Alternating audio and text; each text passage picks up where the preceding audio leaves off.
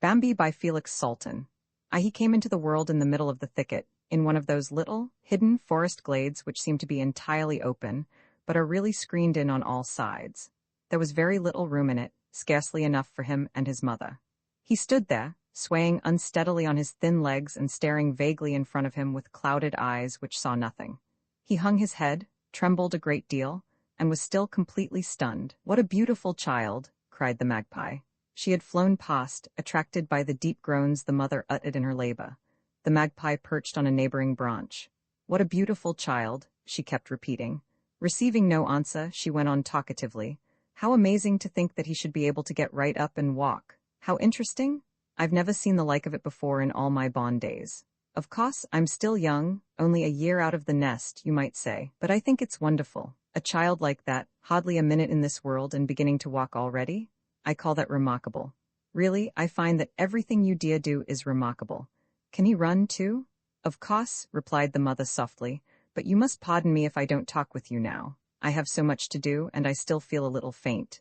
"Don't put yourself out on my account," said the magpie. "I have very little time myself, but you don't see a sight like this every day. Think what a care and bother such things mean to us.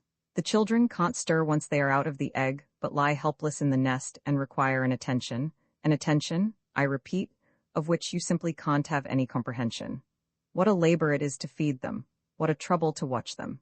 Just think for a moment what a strain it is to hunt food for the children, and to have to be eternally on guard lest something happen to them. They are helpless if you are not with them.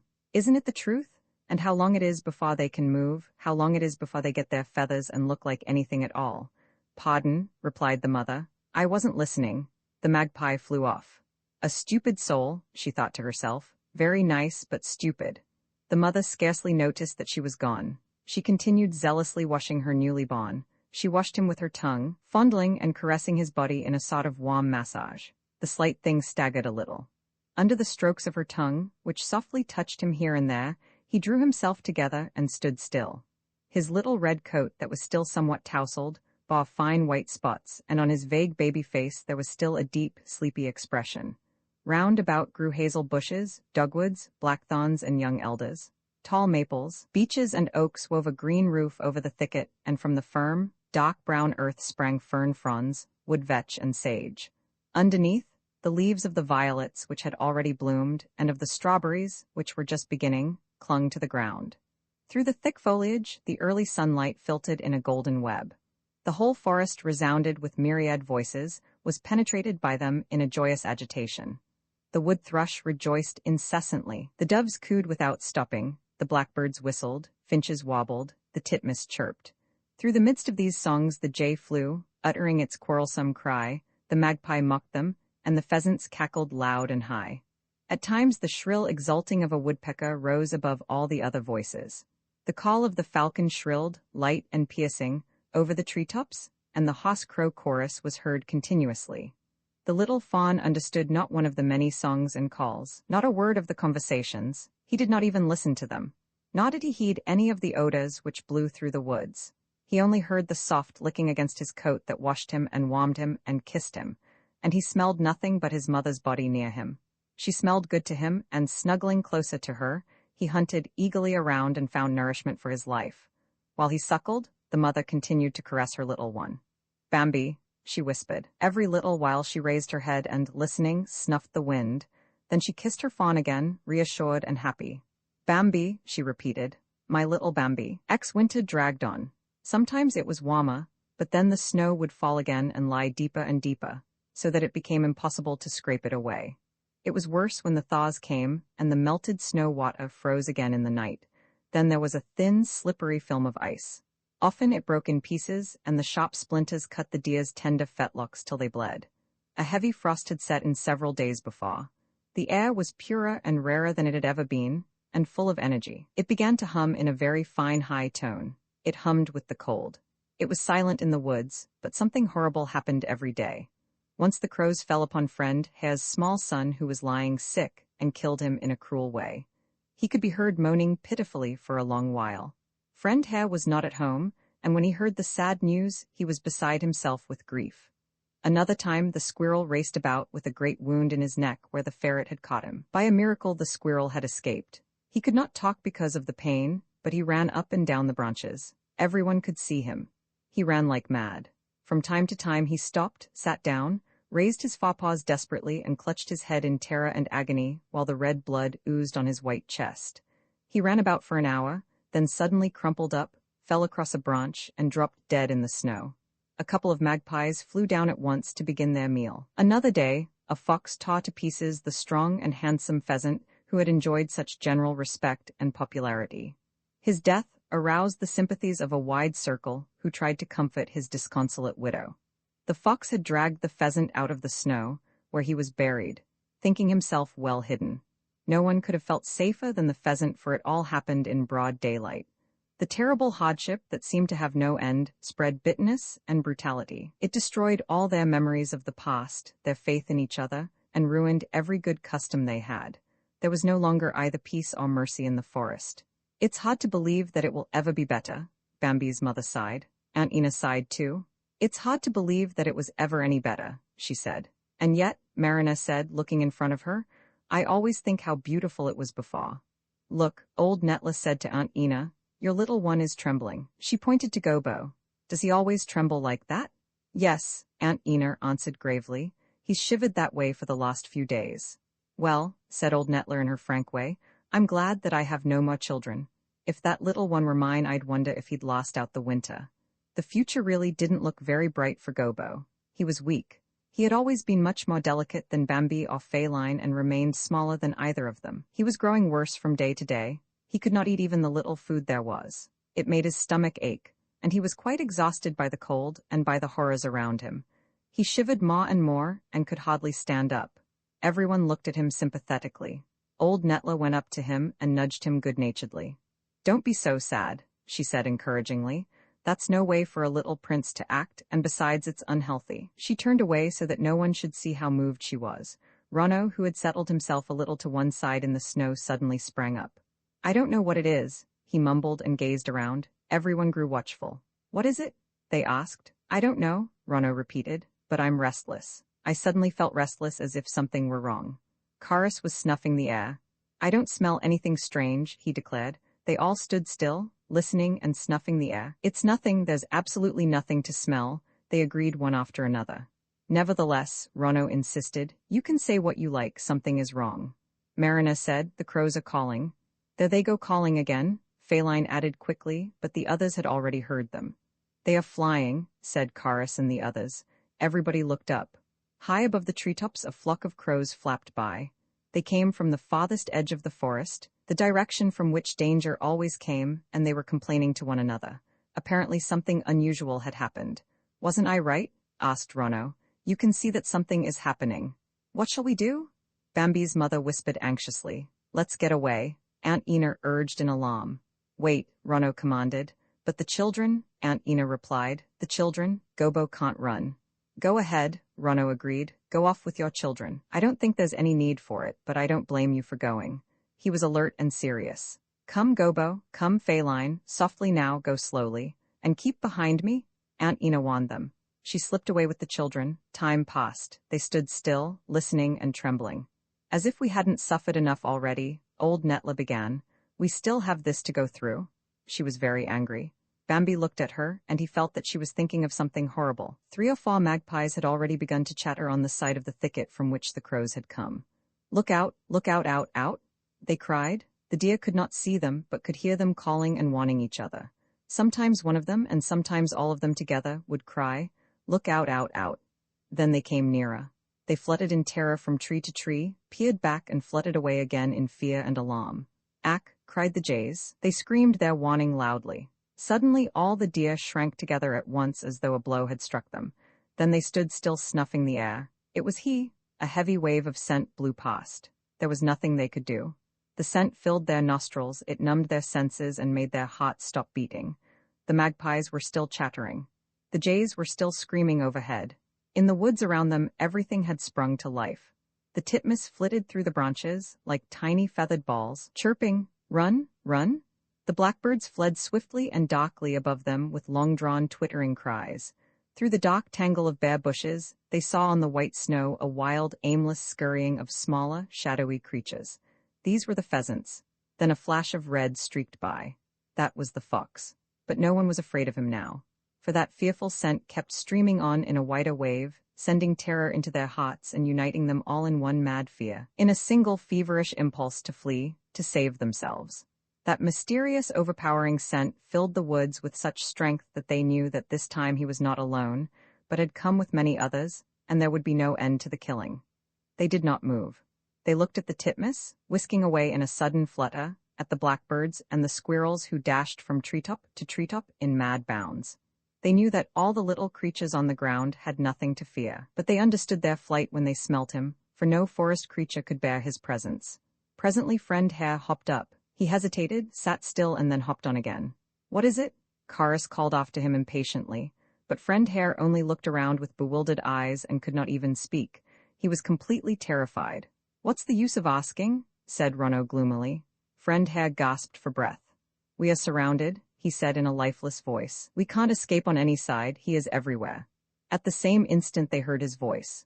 20 or 30 strong, he cried. "Ho, ho, ha, ha."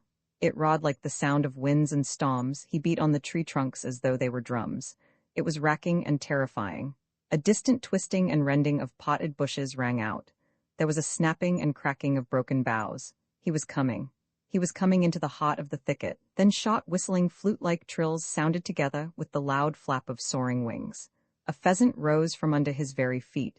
The deer heard the wing beats of the pheasant grow fainter as he mounted into the air. There was a loud crash like thunder. Then silence. Then a dull thud on the ground. "He is dead," said Bambi's mother, trembling. "The first," Ronno added. "The young doe," Marina said. "In this very hour many of us are going to die. Perhaps I shall be one of them." No one listened to her, for a mad terror had seized them all. Bambi tried to think, but his savage noises grew louder and louder and paralyzed Bambi's senses. He heard nothing but those noises. They numbed him while amidst the howling, shouting, and crashing he could hear his own heart pounding. He felt nothing but curiosity and did not even realize that he was trembling in every limb. From time to time his mother whispered in his ear, "Stay close to me." She was shouting, but in the uproar it sounded to Bambi as if she were whispering. Her "stay close to me" encouraged him. It was like a chain holding him. Without it, he would have rushed off senselessly, and he heard it at the very moment when his wits were wandering and he wanted to dash away. He looked around. All sorts of creatures were swarming past, scampering blindly over one another. A pair of weasels ran by like thin snake-like streaks. The eye could scarcely follow them. A ferret listened as though bewitched to every shriek that desperate Friend Hare let out.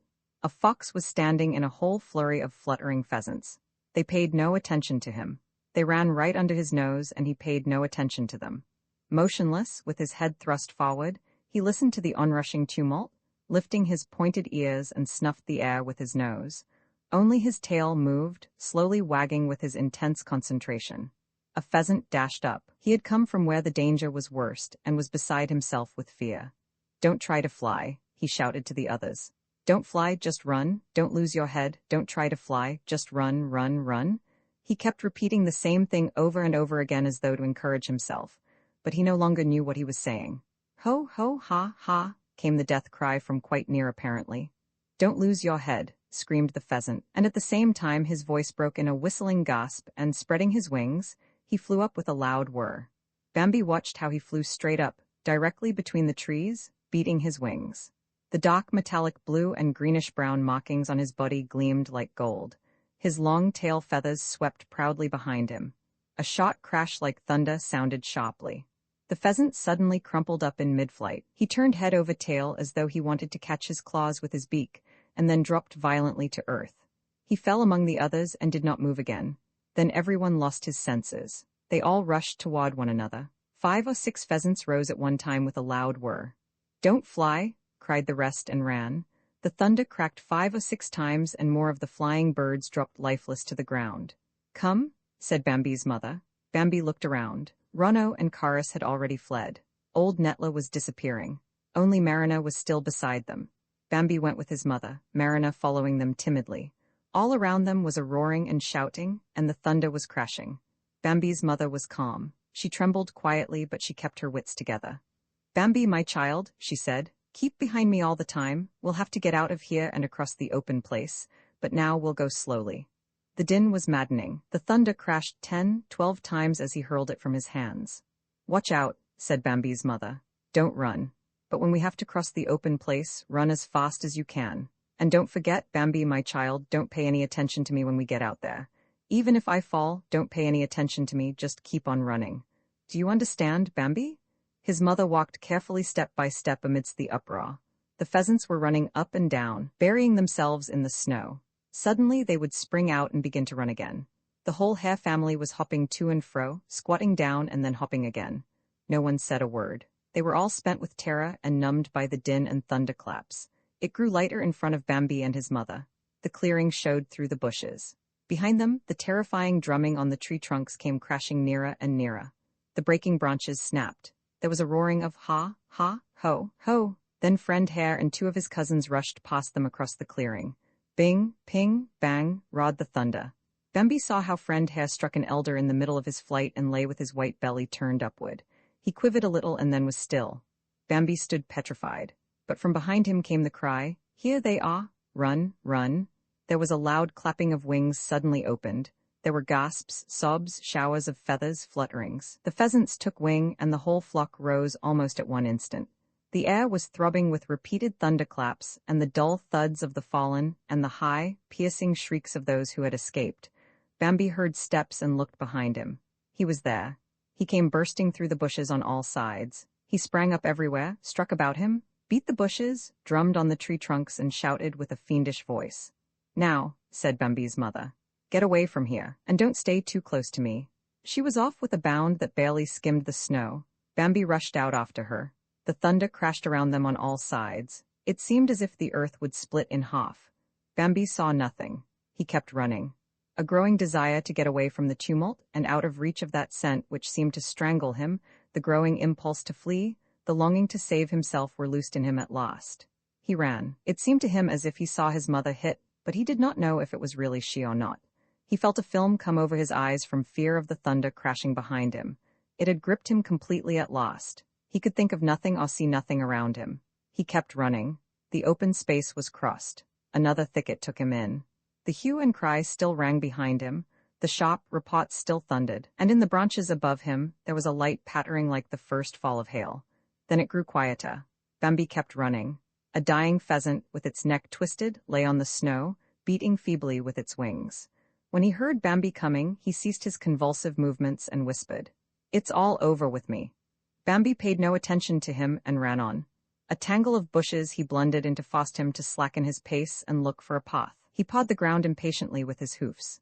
"This way," called someone with a gasping voice. Bambi obeyed involuntarily and found an opening at once. Someone moved feebly in front of him. It was Friend Hare's wife who had called. "Can you help me a little?" she said. Bambi looked at her and shuddered. Her hind leg dangled lifelessly in the snow, dyeing it red and melting it with warm, oozing blood. "Can you help me a little?" she repeated. She spoke as if she were well and whole, almost as if she were happy. "I don't know what can have happened to me," she went on. "There's really no sense to it, but I just can't seem to walk." In the middle of her words, she rolled over on her side and died. Bambi was seized with horror again and ran. "Bambi?" He stopped with a jolt. A deer was calling him. Again he heard the cry. "Is that you, Bambi?" Bambi saw Gobo floundering helplessly in the snow. All his strength was gone. He could no longer stand on his feet. He lay there half-buried and lifted his head feebly. Bambi went up to him excitedly. "Where's your mother, Gobo?" he asked, gasping for breath. "Where's Feline?" Bambi spoke quickly and impatiently. Terror still gripped his heart. "Mother and Feline had to go on," Gobo answered resignedly. He spoke softly, but as seriously and as well as a grown deer. "They had to leave me here. I fell down. You must go on." "Too, Bambi." "Get up," cried Bambi. "Get up, Gobo. You've rested long enough. There's not a minute to lose now. Get up and come with me." "No, leave me," Gobo answered quietly. "I can't stand up. It's impossible. I'd like to, but I'm too weak." "What will happen to you?" Bambi persisted. "I don't know. Probably I'll die," said Gobo simply. The uproar began again and rechoed.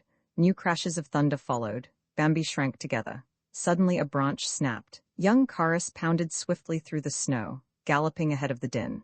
"Run," he called when he saw Bambi. "Don't stand there if you can run." He was gone in a flash, and his headlong flight carried Bambi along with it. Bambi was hardly aware that he had begun to run again, and only after an interval did he say, "Goodbye, Gobo." but he was already too far away. Gobo could no longer hear him. He ran till nightfall through the woods that was filled with shouting and thunder. As darkness closed in, it grew quiet. Soon a light wind carried away the horrible scent that spread everywhere, but the excitement remained.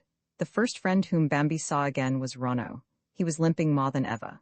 "Over in the oak grove, the fox has a burning fever from his wound," Rono said. "I just passed him. He's suffering terribly. He keeps biting the snow and the ground." "Have you seen my mother?" asked Bambi. "No," answered Rono evasively, and walked quickly away. Later during the night, Bambi met old Netla with Feline. All three were delighted to meet. "Have you seen my mother?" asked Bambi. "No," Feline answered. "I don't even know where my own mother is." "Well," said old Netla cheerfully, "here's a nice mess. I was so glad that I didn't have to bother with children anymore, and now I have to look after two at once. I'm heartily grateful." Bambi and Feline laughed. They talked about Gobo. Bambi told how he had found him, and they grew so sad they began to cry. But old Netla would not have them crying. "Before everything else, you have got to get something to eat. I never heard of such a thing. You haven't had a bite to eat this livelong day?" She led them to places where there were still a few leaves that had not completely withered. Old Netla was wonderfully gentle. She ate nothing herself, but made Bambi and Feline eat heartily. She pawed away the snow from the grassy spots and ordered them to eat with. "The grass is good here." Or else she would say, "No, wait, we'll find something better farther on." But between whiles she would grumble, "It's perfectly ridiculous the trouble children give you." Suddenly they saw Aunt Ina coming and rushed towards her. "Aunt Ina?" cried Bambi. He had seen her first. Feline was beside herself with joy and bounded around her. "Mother," she cried, but Ina was weeping and nearly dead from exhaustion. "Gobo is gone," she cried. "I've looked for him. I went to the little place where he lay when he broke down in the snow. There was nothing there. He is gone, my poor little Gobo." Old Netla grumbled. "If you had looked for his tracks, it would have been more sensible than crying," she said. "There weren't any tracks," said Aunt Ina. "But his tracks were there. He found Gobo." She was silent.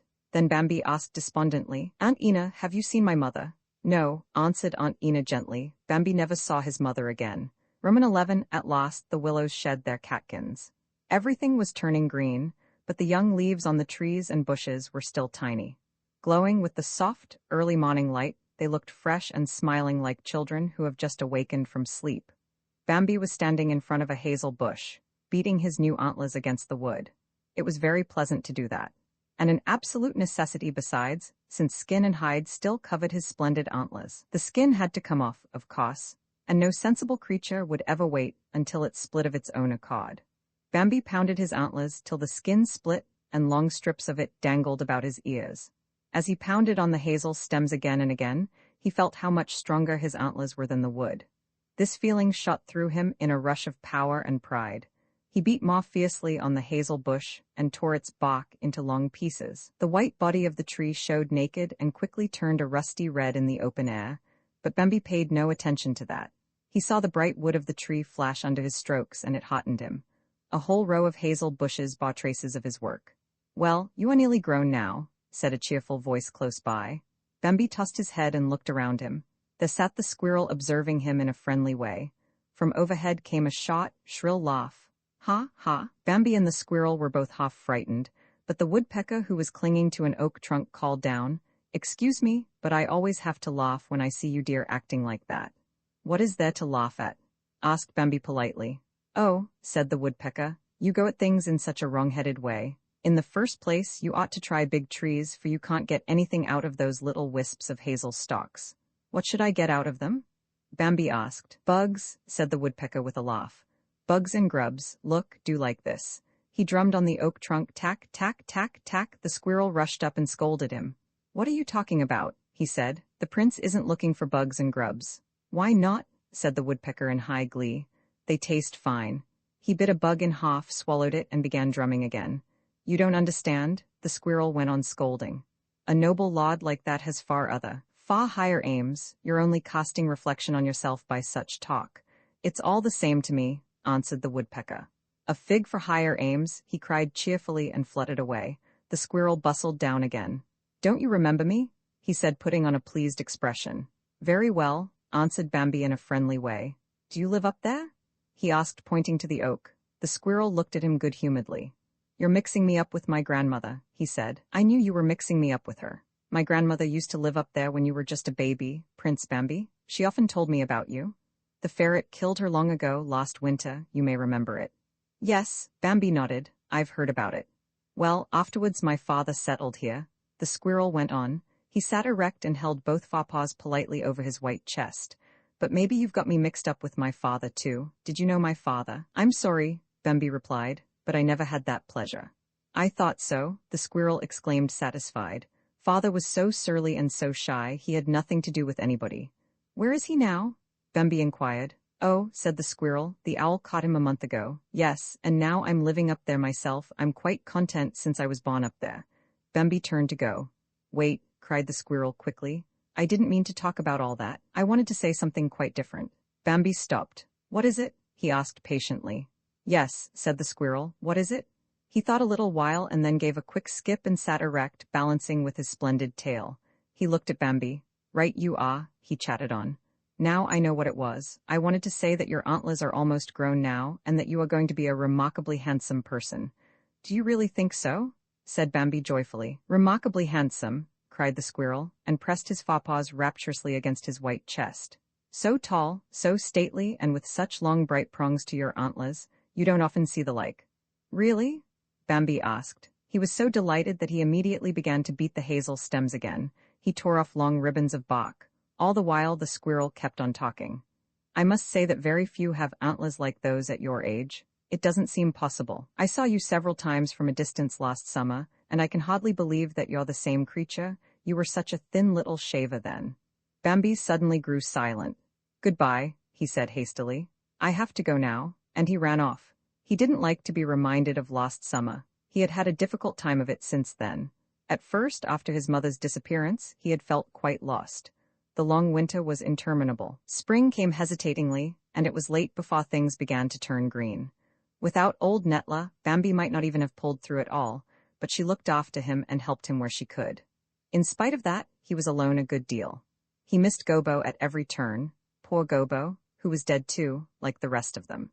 Bambi thought of him often during that winter, and for the first time he really began to appreciate how good and lovable Gobo had been. He seldom saw Feline. She stayed with her mother most of the time, and seemed to have grown unusually shy.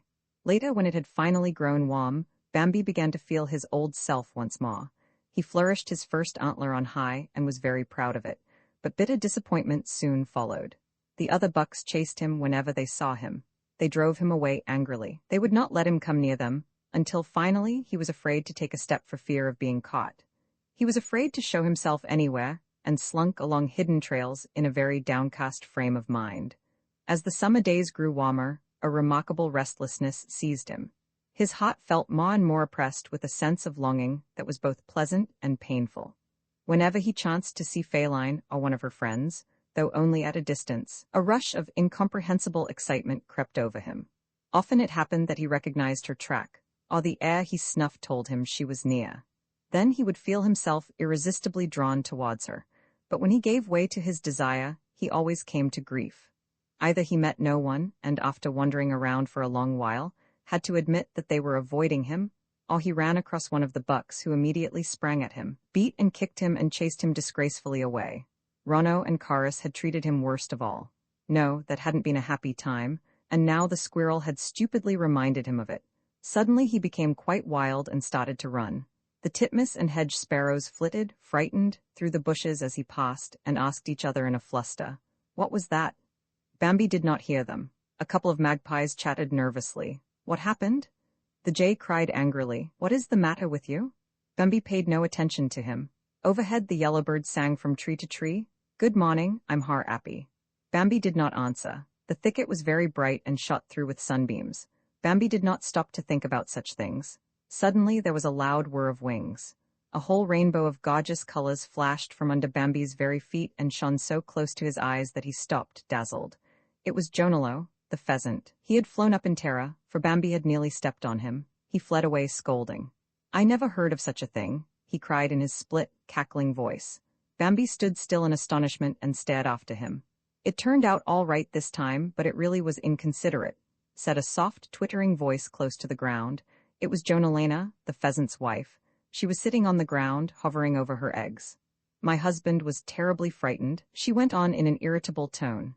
And so was I, but I don't dare stir from this spot. I wouldn't stir from this spot no matter what happened. You could step on me and I wouldn't move. Bambi was a little embarrassed.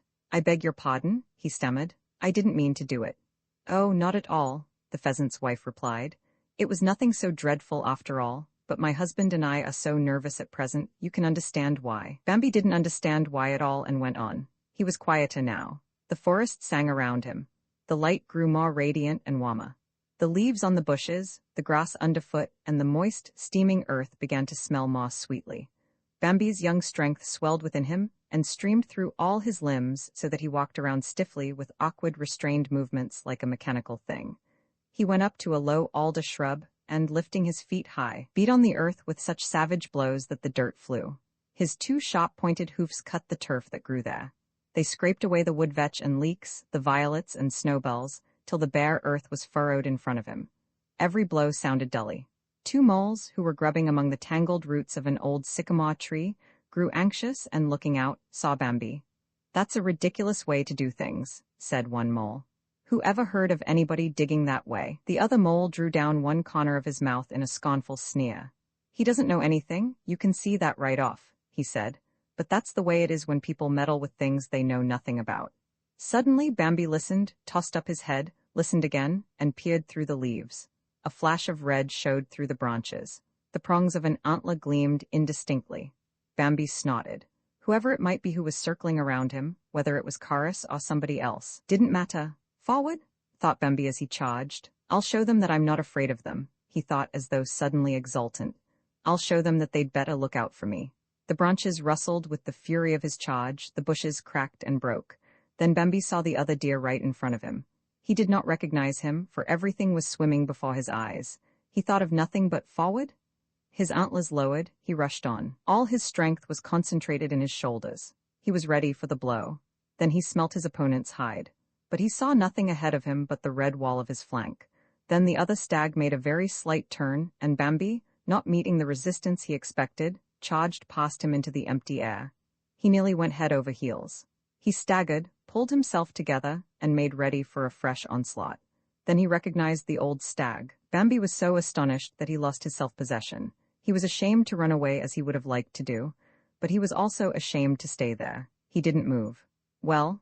asked the old stag quietly and gently. His voice was so frank and yet so commanding it pierced Bambi to the heart. He was silent. "Well," the old stag repeated.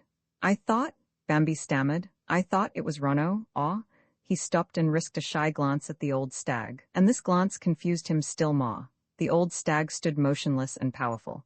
His head had turned completely white by now, and his proud dark eyes glowed in their depths. "Why don't you charge me?" the old stag asked. Bambi looked at him, filled with a wonderful ecstasy and shaken by a mysterious tremor. He wanted to cry out, "It's because I love you," but he merely answered, "I don't know." The old stag looked at him. "It's a long time since I've seen you," he said. "You've grown big and strong." Bambi did not answer. He trembled with joy. The old stag went on examining him critically. Then he came unexpectedly up to Bambi, who was terribly frightened. "Act bravely," said the old stag. He turned around and in the next moment had disappeared. Bambi remained in that place for a long while. Roman 12, it was summer and sizzling hot.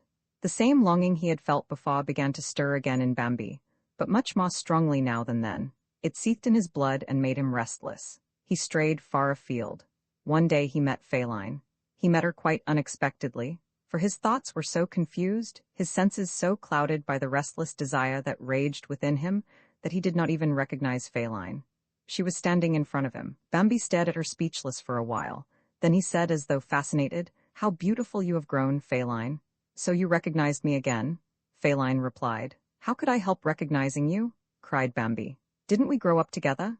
Feline sighed. "It's a long time since we've seen each other," she said. Then she added, "People grow to be strangers," but she was already using her gay bantering tone again. They remained together. "I used to walk on this path with my mother when I was a child," Bambi said after a while. "It leads to the meadow," said Feline. "I saw you for the first time on the meadow," said Bambi a little solemnly. "Do you remember?" "Yes," Feline replied. "Gobo and me." She sighed softly and said, "Poor Gobo." Bambi repeated, "Poor Gobo." Then they began to talk about old times and asked each other every minute, "Do you remember?" Each saw that the other still remembered everything, and they were both pleased at that. "Do you remember how we used to play tag on the meadow?" Bambi reminisced. "Yes, it was like this," said Feline, and she was off like an arrow. At first Bambi hung back, somewhat surprised, and then he rushed after her. "Wait, wait," he cried joyously. "I can't wait," teased Feline. "I'm in too much of a hurry." And bounding lightly away, she ran in a circle through the grass and bushes. At last Bambi caught up with her and barred the way. Then they stood quietly side by side. They laughed contentedly. Suddenly Feline leaped into the air as though someone had hit her and bounded off anew. Bambi rushed after her. Feline raced around and around, always managing to elude him. "Stop," Bambi panted. "I want to ask you something." Feline stopped. "What do you want to ask me?" she inquired curiously. Bambi was silent. "Oh, so you're only fooling me," said Feline and started to turn away. "No," said Bambi quickly. "Stop, stop, I wanted to ask you, do you love me, Feline?" She looked at him more curiously than before and a little guardedly. "I don't know," she said, "but you must know," Bambi insisted. "I know very well that I love you. I love you terribly, Feline. Tell me, don't you love me?" "Maybe I do," she answered coyly. "And will you stay with me?" Bambi demanded passionately. "If you ask me nicely," Feline said happily. "Please do, Feline, dear, beautiful, beloved Feline," cried Bambi beside himself with love. "Do you hear me? I want you with all my heart." "Then I'll certainly stay with you," said Feline gently, and ran away. In ecstasy, Bambi darted after her again. Feline fled straight across the meadow, swerved about, and vanished into the thicket. But as Bambi swerved to follow her, there was a fierce rustling in the bushes, and Chorus sprang out. "Halt!" he cried. Bambi did not hear him. He was too busy with Feline. "Let me pass," he said hurriedly. "I haven't time for you." "Get out," Chorus commanded angrily. "Get away from here this minute, or I'll shake you until there's no breath left in your body. I forbid you to follow Feline." The memory of last summer when he had been so often and so miserably hunted awakened in Bambi. Suddenly he became enraged. He did not say a word, but without waiting any longer rushed at Chorus with his antlers lowered. His charge was irresistible, and before he knew what had happened, Chorus was lying in the grass. He was up again quicker than a flash, but was no sooner on his feet than a new attack made him stagger. "Bambi," he cried. "Bam!" He tried to cry again, but a third blow, that glanced off his shoulder, nearly choked him with pain.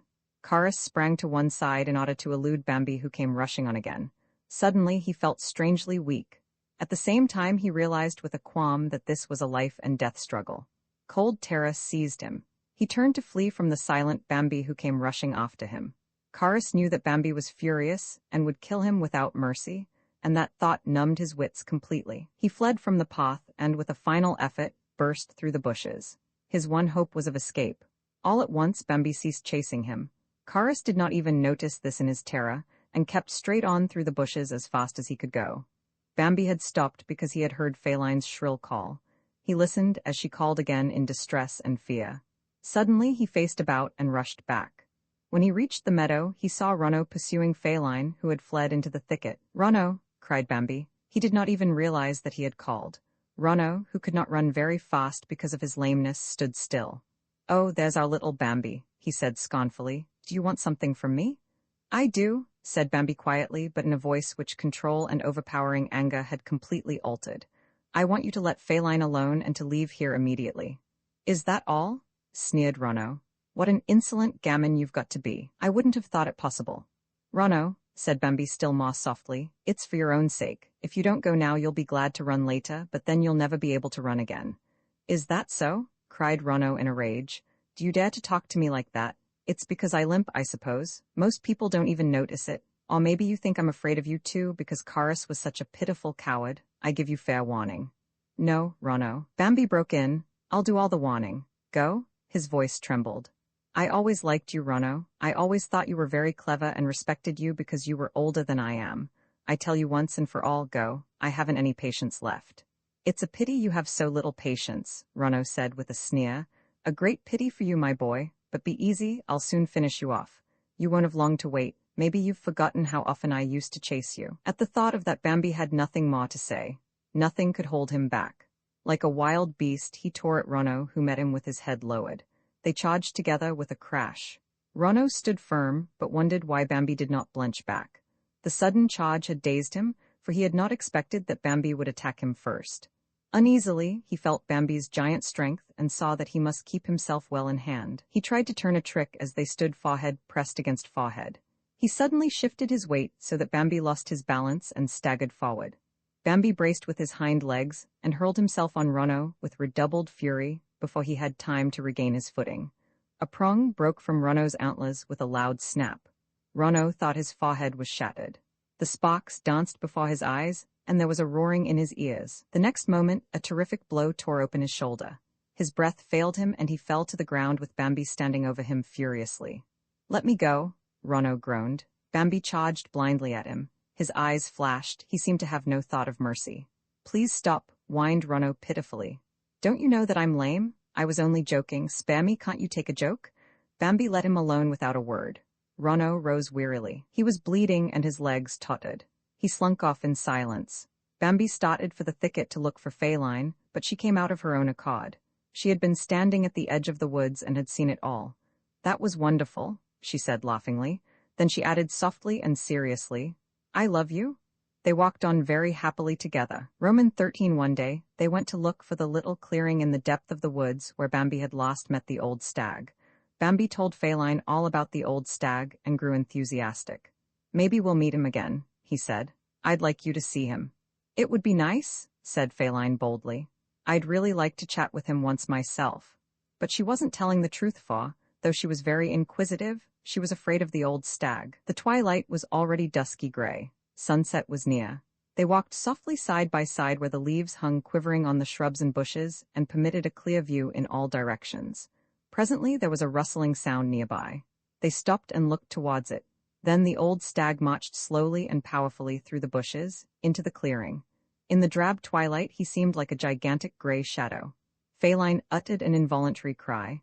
Bambi controlled himself. He was terrified, too, and a cry stuck in his throat, but Feline's voice sounded so helpless that pity seized him and made him want to comfort her.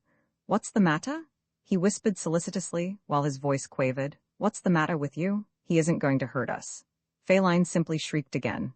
"Don't be so terribly upset, beloved," Bambi pleaded. "It's ridiculous to be so frightened by him. After all, he's one of our own family." But Feline wouldn't be comforted. She stood stock still, staring at the stag who went along unconcerned. Then she shrieked and shrieked. "Pull yourself together," Bambi begged. "What will he think of us?" But Feline was not to be quieted. "He can think what he likes," she cried, bleating again. "Aro, Bayo, it's terrible to be so big." She bleated again. "Bayo, leave me," she went on. "I can't help it, I have to bleat. Bayo, Bayo, Bayo." The stag was standing in the little clearing, looking for tidbits in the grass. Fresh courage came to Bambi, who had one eye on the hysterical Feline, the other on the placid stag. With the encouragement he had given Feline, he had conquered his own fears. He began to reproach himself for the pitiful state he was in whenever he saw the old stag, a state of mingled terror and excitement, admiration and submissiveness. "It's perfectly absurd," he said with painful decision. "I'm going straight over to tell him who I am." "Don't," cried Feline. "Don't, Bayo, something terrible will happen." "Bayo?" "I'm going anyway," answered Bambi. The stag, who was feasting so calmly, not paying the slightest attention to the weeping Feline, seemed altogether too haughty to him. He felt offended and humiliated. "I'm going," he said. "Be quiet, you'll see, nothing will happen, wait for me here." He went, but Feline did not wait. She hadn't the least desire or courage to do so. She faced about and ran away crying, for she thought it was the best thing she could do. Bambi could hear her going farther and farther away, bleating, "Bayo, Bayo." Bambi would gladly have followed her, but that was no longer possible. He pulled himself together and went forward. Through the branches he saw the stag standing in the clearing, his head close to the ground. Bambi felt his heart pounding as he stepped out. The stag immediately lifted his head and looked at him. Then he gazed absently straight ahead again. The way in which the stag gazed into space, as though no one else were there, seemed as haughty to Bambi as the way he had stared at him. Bambi did not know what to do. He had come with the firm intention of speaking to the stag. He wanted to say, "Good day, I am Bambi. May I ask to know your honorable name also?" Yes, it had all seemed very easy, but now it appeared that the affair was not so simple. What good were the best of intentions now? Bambi did not want to seem ill-bred as he would be if he went off without saying a word. But he did not want to seem forward either, and he would be if he began the conversation. The stag was wonderfully majestic. It delighted Bambi and made him feel humble. He tried in vain to arouse his courage and kept asking himself, Why do I let him frighten me? Am I not just as good as he is? But it was no use. Bambi continued to be frightened and felt in his heart of hearts that he really was not as good as the old stag. Far from it.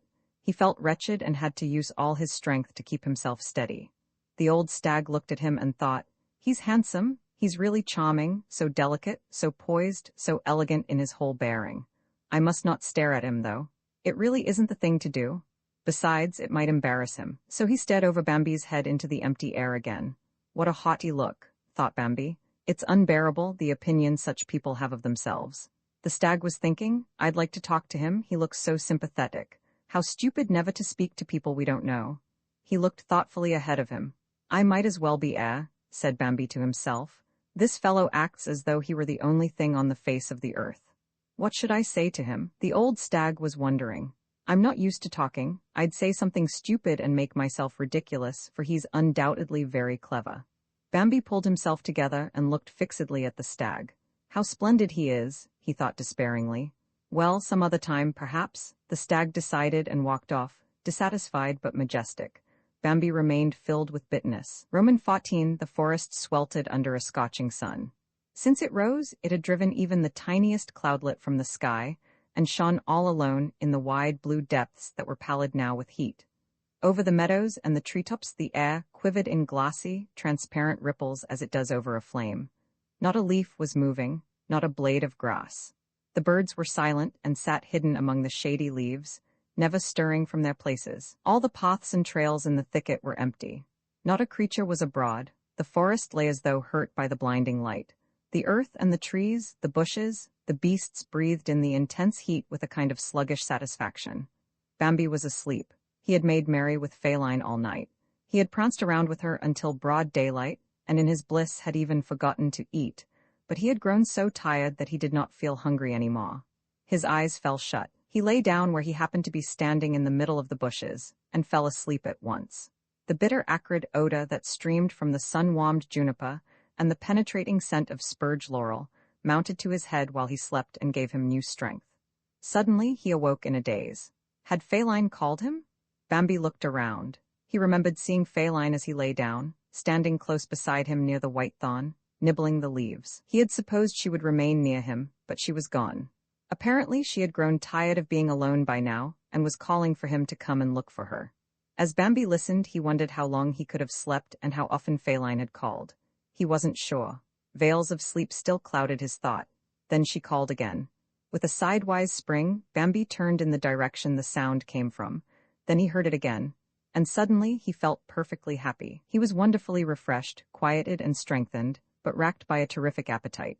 The call came again clearly, thin as a bird's twittering, tender and full of longing. Come, come? It said. Yes, that was her voice. That was Feline. Bambi rushed away so fast that the dry branches barely crackled as he burst through the bushes and the hot green leaves scarcely rustled. But he had to stop short in the midst of his course and swerve to one side, for the old stag was standing there, barring his path. Bambi had no time for anything but love. The old stag was indifferent to him now. He would meet him again somewhere later on. He had no time for old stags now, however noble they might be. He had thoughts for Feline alone. He greeted the stag hastily and tried to hurry by. "Where are you going?" asked the old stag earnestly.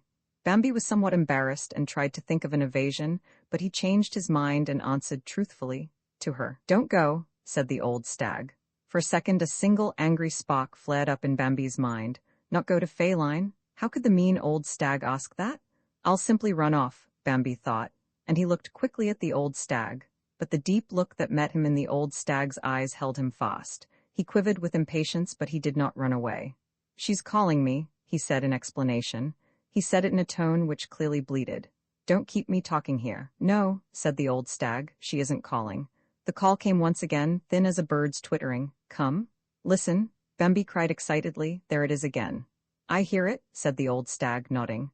"Well, goodbye," Bambi flung back hurriedly. "Stop," the old stag commanded. "What do you want?" cried Bambi, beside himself with impatience. "Let me go, I have no time. Please, Feline is calling, you ought to see that." "I tell you," the old stag said, "that it isn't she." Bambi was desperate. "But," he said, "I know her voice." "Listen to me," the old stag went on. Again the call came. Bambi felt the ground burning under his feet. Later, he pleaded, I'll come right back.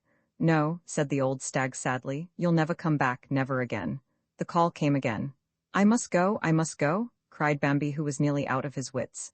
Then, the old stag declared in a commanding voice, we'll go together. Quickly, cried Bambi and bounded off. No, slowly, commanded the old stag in a voice that forced Bambi to obey. Stay in back of me, move one step at a time. The old stag began to move forward. Bambi followed, sighing with impatience. Listen, said the old stag without stopping. No matter how often that call comes, don't stir from my side. If it's Feline, you'll get to hear her soon enough. But it isn't Feline. Don't let yourself be tempted. Everything depends now on whether you trust me or not. Bambi did not dare to resist and surrendered in silence. The old stag advanced slowly and Bambi followed him. Oh, how cleverly the old stag moved! Not a sound came from under his hoofs. Not a leaf was disturbed. Not a twig snapped. And yet they were gliding through thick bushes, slinking through the ancient, tangled thicket. Bambi was amazed and had to admire him in spite of his impatience. He had never dreamed that anybody could move like that. The call came again and again. The old stag stood still, listening and nodding his head. Bambi stood beside him, shaken with desire and suffering from restraint. He could not understand it at all. Several times the old stag stopped, although no call had come, and lifted his head, listening and nodding. Bambi heard nothing. The old stag turned away from the direction of the call and made a detour. Bambi raged inwardly because of it. The call came again and again. At last they drew nearer to it, then still nearer. At last they were quite near. The old stag whispered, No matter what you see, don't move, do you hear? Watch everything I do and act just as I do, cautiously. And don't lose your head. They went a few steps farther and suddenly that sharp, arresting scent that Bambi knew so well struck them full in the face. He swallowed so much of it that he nearly cried out. He stood as though rooted to the ground. For a moment his heart seemed pounding in his throat. The old stag stood calmly beside him and motioned with his eyes. He was standing there. He was standing quite close to them, leaning against the trunk of an oak, hidden by hazel bushes. He was calling softly, Come, come. Bambi was completely bewildered. He was so terrified that he began to understand only by degrees that it was he who was imitating Feline's voice. It was he who was calling, Come, come. Cold terror shot through Bambi's body. The idea of flight gripped him and tugged at his heart. Be still, whispered the old stag quickly and commandingly, as if he meant to forestall any outbreak of fear. Bambi controlled himself with an effort. The old stag looked at him a little scornfully at first, it seemed to Bambi. He noticed it in spite of the state he was in. But the stag changed at once to a serious and kindly look. Bambi peered out with blinking eyes to where he was standing, and felt as if he could not bear his horrible presence much longer. As if he had read this thought, the old stag whispered to him, Let's go back, and turned about. They glided away cautiously. The old stag moved with a marvelous zigzag course whose purpose Bambi did not understand. Again he followed with painfully controlled impatience. The longing for Feline had harassed him on the way over. Now the impulse to flee was beating through his veins. But the old stag walked on slowly, stopping and listening. He would begin a new zigzag, then stop again, going very slowly ahead. By this time they were far from the danger spot. If he stops again, thought Bambi, it ought to be all right to speak to him by now, and I'll thank him. But at that moment the old stag vanished under his very eyes into a thick tangle of dogwood shrubs. Not a leaf stirred, not a twig snapped as the stag slipped away. Bambi followed and tried to get through as noiselessly, and to avoid every sound with as much skill. But he was not so lucky. The leaves swished gently, the boughs bent against his flanks and sprang up again with a loud twang. Dry branches broke against his chest with sharp, piercing snaps. He saved my life, Bambi kept thinking. What can I say to him? But the old stag was nowhere to be seen. Bambi came out of the bushes. Around him was a sea of yellow, flowering goldenrod. He raised his head and looked around. Not a leaf was moving as far as he could see. He was all alone. Freed from all control, the impulse to flee suddenly carried him away. The goldenrods potted with a loud swish beneath his bounding hoofs as though under the stroke of a scythe. After wandering about for a long time, he found Feline. He was breathless, tired and happy and deeply stirred. Please, beloved, he said, please don't ever call me again. We'll search until we find each other, but please don't ever call me, for I can't resist your voice. Roman 15. A few days later, they were walking carefree together through an oak thicket on the far side of the meadow. They had to cross the meadow in order to reach their old trail where the tall oak stood. As the bushes grew thinner around them, they stopped and peered out. Something red was moving near the oak. Both of them looked at it. "Who can it be?" whispered Bambi. "Probably Rono or Chorus," said Feline. Bambi doubted it. "They don't dare come near me anymore," Bambi said, peering sharply ahead. "No," he decided, "that's not Chorus or Rono, it's a stranger." Feline agreed, surprised and very curious. "Yes," she said, "it's a stranger. I see it too now. How curious." They watched him. "How carelessly he acts," exclaimed Feline. "Stupid," said Bambi, "really stupid. He acts like a little child as if there were no danger." "Let's go over," Feline proposed. Her curiosity was getting the better of her. "All right," Bambi answered. "Let's go, I want to have a better look at the fellow." They took a few steps and then Feline stopped. "Suppose he wants to fight you," she said. "He's strong." "Bah," said Bambi, holding his head cocked and putting on a disdainful air. "Look at the little antlers he has. Should I be afraid of that? The fellow is fat and sleek enough, but is he strong? I don't think so, come along." They went on. The stranger was busy nibbling meadow grass and did not notice them until they were a good way across the meadow. Then he ran forward to meet them. He gave joyful, playful skips that made a curiously childish impression. Bambi and Feline stopped, surprised, and waited for him. When he was a few steps off, he stood still likewise. After a while he asked, "Don't you know me?" Bambi had lowered his head, prepared for battle. "Do you know us?" He retorted. The stranger interrupted him. "Bambi," he cried reproachfully, yet confidently. Bambi was startled to hear his name spoken. The sound of that voice stirred an old memory in his heart, but Feline had rushed towards the stranger. "Gobo," she cried and became speechless. She stood there silent without moving. She couldn't breathe. "Feline," said Gobo softly. "Feline, sister, you knew me anyway." He went to her and kissed her mouth. The tears were running down his cheeks. Feline was crying too and couldn't speak. "Well, Gobo," Bambi began. His voice trembled and he felt very bewildered. He was deeply moved and very much surprised. "Well, so you're not dead," he said. Gobo burst out laughing. "You see that I'm not dead," he said. "At least I think you can see that I'm not. But what happened that time in the snow?" Bambi persisted. "Oh, then?" Gobo said thoughtfully. "He rescued me then, and where have you been all this time?" asked Feline in astonishment. "With him?" Gobo replied. "I've been with him all the time." He grew silent and looked at Feline and at Bambi. Their helpless astonishment delighted him. Then he added, "Yes, my dears, I've seen a lot more than all of you put together in your old forest." He sounded somewhat boastful, but they paid no attention to it. They were still too much absorbed in their great surprise. "Tell us about it," cried Feline beside herself with joy. "Oh," said Gobo with satisfaction, "I could talk all day about it and never reach the end." "Well then, go ahead and talk," Bambi urged. Gobo turned to Feline and grew serious. "Is mother still alive?" he asked timidly and softly. "Yes," cried Feline gladly. "She's alive, but I haven't seen her for a long while." "I'm going to see her right away," said Gobo with decision. "Are you coming too?" They all went. They did not speak another word the whole way. Bambi and Feline felt Gobo's impatient longing to see his mother, so both of them kept silent. Gobo walked ahead hurriedly and did not speak. They let him do as he liked. Only sometimes when he hurried blindly over a cross trail or when, in a sudden burst of speed, he took the wrong turning, they called gently to him. "This way," Bambi would whisper, or Feline would say, "No, no, we go this way now." A number of times they had to cross wide clearings. They noticed that Gobo never stopped at the edge of the thicket, never peered around for a moment when he walked into the open, but simply ran out without any precaution. Bambi and Feline exchanged astonished glances whenever this happened, but they never said a word and followed Gobo with some hesitation. They had to wander around sometimes and search high and low. Gobo recollected his childhood paths at once. He was delighted with himself, never realizing that Bambi and Feline were leading him. He looked around at them and called, "How do you like the way I can still find my way around?" They did not say anything, but they exchanged glances again. Soon afterwards, they came to a small leafy hollow. "Look," cried Feline and glided in. Gobo followed her and stopped. It was the glade in which they were both born and had lived with their mother as little children. Gobo and Feline looked into each other's eyes. They did not say a word, but Feline kissed her brother gently on the mouth. Then they hurried on. They walked to and fro for a good hour. The sun shone brighter and brighter through the branches, and the forest grew stiller and stiller.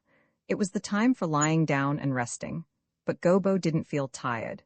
He walked swiftly ahead, breathing deeply with impatience and excitement, and gazed aimlessly about him. He shrank together whenever a weasel slunk through the bushes at his feet.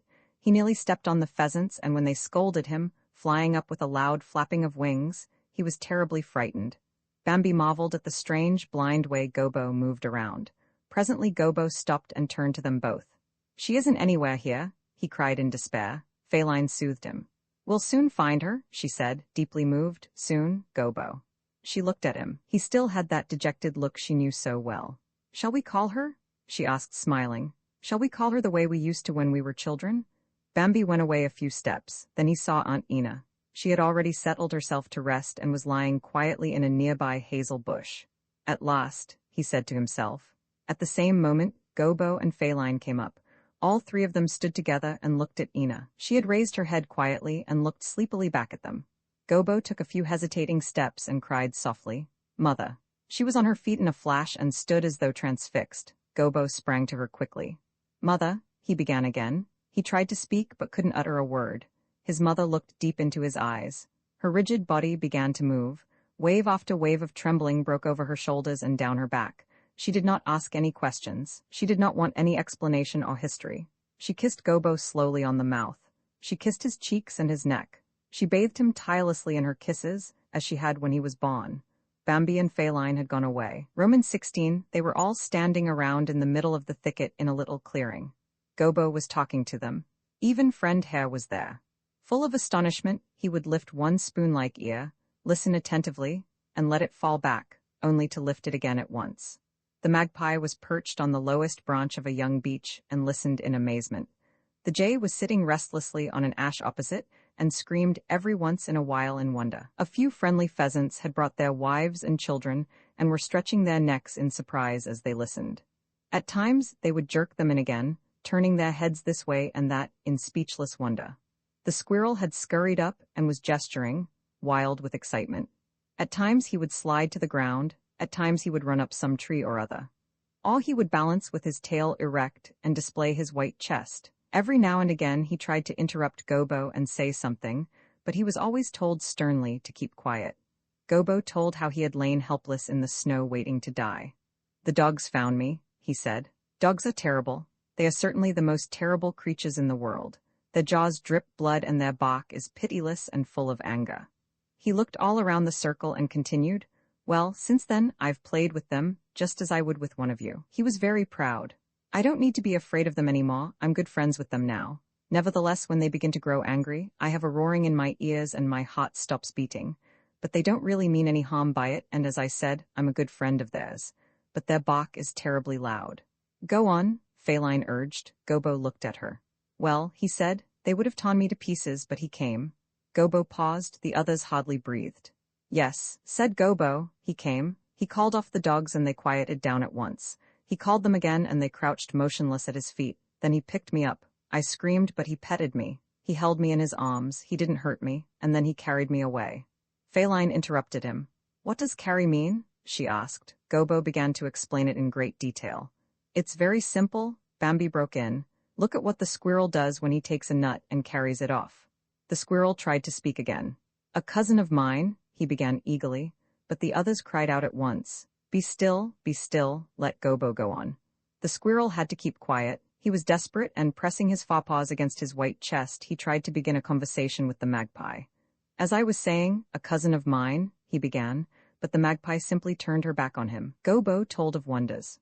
"Outside it will be cold and the storm is howling, but inside there's not a breath of wind and it's as warm as in summertime," he said. "Ack," screamed the jay. "The rain may be pouring outside so that everything is flooded, but not a drop of it gets inside and you keep dry." The pheasants craned their necks and twisted their heads. "Everything outside may be snowed under, but inside I was warm," said Gobo. "I was even hot. They gave me hay to eat and chestnuts, potatoes and turnips, whatever I wanted." "Hay?" They all cried at once, amazed, incredulous and excited. "Sweet, new mown hay," Gobo repeated calmly and gazed triumphantly around. The squirrel's voice cut in. "A cousin of mine? Keep quiet," cried the others. "Where does he get hay and all the rest of the things in winter?" asked Feline eagerly. "He grows them," Gobo answered. "He grows what he wants and keeps what he wants." Feline went on questioning him. "Weren't you ever afraid, Gobo, when you were with him?" she asked. Gobo smiled a very superior smile. "No, dear Feline," he said, "not anymore. I got to know that he wouldn't hurt me. Why should I have been afraid? You all think he's wicked, but he isn't wicked. If he loves anybody or if anybody serves him, he's good to him. Wonderfully good. Nobody in the world can be as kind as he can. While Gobo was talking that way, the old stag suddenly stepped noiselessly from the bushes. Gobo didn't notice him and went on talking. But the others saw the old stag and held their breath in awe. The old stag stood motionless, watching Gobo with deep and serious eyes. Gobo said, "Not only he, but all his children loved me. His wife and all of them used to pet me and play with me." He broke off suddenly. He had seen the old stag. A silence followed. Then the old stag asked in his quiet, commanding voice, "What kind of a band is that you have on your neck?" Everybody looked at it and noticed for the first time the dark strip of braided horsehair around Gobo's neck. Gobo answered uneasily, Why that's part of the halter I wore. It's his halter, and it's the greatest honor to wear his halter. He grew confused and stammered. Everyone was silent. The old stag looked at Gobo for a long time, piercingly and sadly. "You poor thing," he said softly at last, and turned and was gone. In the astonished silence that followed, the squirrel began to chatter again. "As I was saying, a cousin of mine stayed with him too. He caught him and shut him up, for the longest while, till one day my father—" But nobody was listening to the squirrel. They were all walking away. Romans 17. One day, Mariner appeared again. She was almost full-grown the winter that Gobo disappeared, but she had hardly ever been seen since, for she lived alone, going her own ways. She had stayed slender and looked quite young, but she was quiet and serious and gentler than any of the others. She had heard from the squirrel and the jay, the magpie and the thrushes and pheasants that Gobo had returned from his wonderful adventures. So she came back to see him. Gobo's mother was very proud and happy over her visit. Gobo's mother had grown rather proud of her good fortune. She was delighted to hear the whole forest talking about her son. She basked in his glory and wanted everybody to know that her Gobo was the cleverest, ablest, and best deer living. "What do you think of him, Marina?" she exclaimed. "What do you think of our Gobo?" She didn't wait for an answer, but went on. "Do you remember how old Netla said he wasn't worth much because he shivered a little in the cold? Do you remember how she prophesied that he'd be nothing but a care to me?" "Well," Mariner answered, "you've had plenty of worry over Gobo." "That's all over with now," his mother exclaimed. She wondered how people could still remember such things. "Oh, I'm sorry for poor old Netla. What a pity that she couldn't live to see what my Gobo's become." "Yes, poor old Netla," said Marina softly. "It's too bad about her." Gobo liked to hear his mother praise him that way. It pleased him. He stood around and basked as happily in her praises as in the sunshine. Even the old prince came to see Gobo, his mother told Marina. She whispered it as though it were something solemn and mysterious. He never let anyone so much as get a glimpse of him before, but he came on account of Gobo. "Why did he call me a poor thing?" Gobo broke in a discontented tone. "I'd like to know what he meant by that." "Don't think about it," his mother said to comfort him. "He's old and queer." But at last Gobo meant to ease his mind. "All day long it keeps running through my head," he said. "Poor thing? I'm not a poor thing. I'm very lucky. I've seen Ma and been through more than all the rest of you put together. I've seen more of the world and I know more about life than anyone in the forest. What do you think?" "Marina?" "Yes," she said. "No one can deny that." From then on, Marina and Gobo were always together. Roman 18. Bambi went to look for the old stag. He roamed around all night long. He wandered till the sun rose and dawn found him on unbeaten trails without Feline. He was still drawn to Feline at times. At times he loved her just as much as ever. Then he liked to roam about with her, to listen to her chatter, to browse with her on the meadow or at the edge of the thicket. But she no longer satisfied him completely. Before, when he was with Feline, he hardly ever remembered his meetings with the old stag, and when he did it was only casually. Now he was looking for him and felt an inexplicable desire driving him to find him. He only thought of Feline between whiles. He could always be with her if he wanted to. He did not much care to stay with the others. Gobo or Aunt Ina he avoided when he could. The words the old stag had let fall about Gobo kept ringing in Bambi's ears. They made a peculiarly deep impression on him. Gobo had affected him strangely from the very first day of his return. Bambi didn't know why, but there was something painful to him in Gobo's bearing. Bambi was ashamed of Gobo without knowing why, and he was afraid for him, again without knowing why. Whenever he was together with this harmless, vain, self-conscious and self-satisfied Gobo, the words kept running through his head. Poor thing? He couldn't get rid of them. But one dark night when Bambi had again delighted the screech owl by assuring him how badly he was frightened, it suddenly occurred to him to ask, "Do you happen to know where the old stag is now?" The screech owl answered in his cooing voice that he didn't have the least idea in the world. But Bambi perceived that he simply didn't want to tell. No, he said. I don't believe you, you're too clever. You know everything that's happening in the forest. You certainly must know where the old stag is hiding. The screech owl, who was all fluffed up, smoothed his feathers against his body and made himself small. Of course I know, he cooed still more softly, but I oughtn't to tell you, I really oughtn't. Bambi began to plead. I won't give you away, he said. How could I when I respect you so much? The owl became a lovely, soft gray-brown ball again and rolled his big cunning eyes a little as he always did when he felt in a good humor. So you really do respect me, he asked. And why, pray? Bambi did not hesitate. Because you're so wise, he said sincerely, and so good-natured and friendly besides, and because you're so clever at frightening people. It's so very clever to frighten people, so very, very clever. I wish I could do it. It would be a great help to me. The screech owl had sunk his bill into his downy breast and was happy. Well, he said, I know that the old stag would be glad to see you. Do you really think so? Cried Bambi while his heart began to beat faster for joy. Yes, I'm sure of it, the owl answered. He'd be glad to see you, and I think I can venture to tell you where he is now. He laid his feathers close to his body and suddenly grew thin again. Do you know the deep ditch where the willows stand? Bambi nodded yes. Do you know the young oak thicket on the farther side? No, Bambi confessed, I've never been on the farther side. Well, listen carefully then, the owl whispered. There's an oak thicket on the far side, go through that. Then there are bushes, hazel and silver poplar, thorn and shadbush. In the midst of them is an old uprooted beech. You'll have to hunt for it. It's not so easy to see it from your height as it is from the air. You'll find him under the trunk, but don't tell him I told you. Under the trunk? Said Bambi. Yes, the screech owl laughed. There's a hollow in the ground there. The trunk lies right across it, and he sleeps under the trunk. Thank you, said Bambi sincerely. I don't know if I can find it, but I'm very grateful anyhow. He ran quickly away. The screech owl flew noiselessly after him and began to hoot right beside him. Oi, oi, Bambi shrank together. Did I frighten you? Asked the owl. Yes, he stammered, and that time he told the truth. The owl cooed with satisfaction and said, I only wanted to remind you again. Don't tell him I told you. Of course not, Bambi assured him and ran on. When Bambi reached the ditch, the old stag rose before him out of the pitch-black night so noiselessly and suddenly that Bambi drew back in terror. I'm no longer where you were going to look for me, said the stag. Bambi was silent. What is it you want? Asked the stag. Nothing, Bambi stammered. Nothing, excuse me, nothing at all.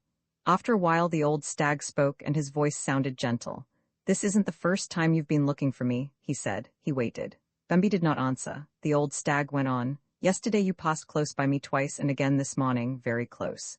Why, said Bambi gathering courage, why did you say that about Gobo? Do you think that I was wrong? No, cried Bambi sorrowfully. No, I feel that you were right. The old stag gave a barely perceptible nod and his eyes rested on Bambi more kindly than ever before. But why? Bambi said, I don't understand it. It's enough that you feel it. You will understand it later, the old stag said. Goodbye. Roman 19, everybody soon saw that Gobo had habits which seemed strange and suspicious to the rest of them. He slept at night when the others were awake. But in the daytime, when the rest of them were looking for places to sleep in, he was wide awake and went walking. When he felt like it, he would even go out of the thicket without any hesitation and stand with perfect peace of mind in the bright sunshine on the meadow. Bambi found it impossible to keep silent any longer. Don't you ever think of the danger? He asked. No, Gobo said simply, there isn't any for me. You forget, my dear Bambi, Gobo's mother broke in. You forget that he's a friend of Gobo's. Gobo can take chances that the rest of you cannot take. She was very proud. Bambi did not say anything more. One day Gobo said to him, You know, it seems strange to me to eat when and where I like. Bambi did not understand. Why is it strange we all do it? He said, Oh, you do, said Gobo superiorly. But I'm a little different. I'm accustomed to having my food brought to me or to being called when it's ready. Bambi stared pityingly at Gobo. He looked at Feline and Mariner and Aunt Ina, but they were all smiling and admiring Gobo. I think it will be hard for you to get accustomed to the winter, Gobo, Feline began. We don't have hay or turnips or potatoes in the winter time. That's true, answered Gobo reflectively. I hadn't thought about that yet. I can't even imagine how it would feel. It must be dreadful. Bambi said quietly, It isn't dreadful, it's only hard.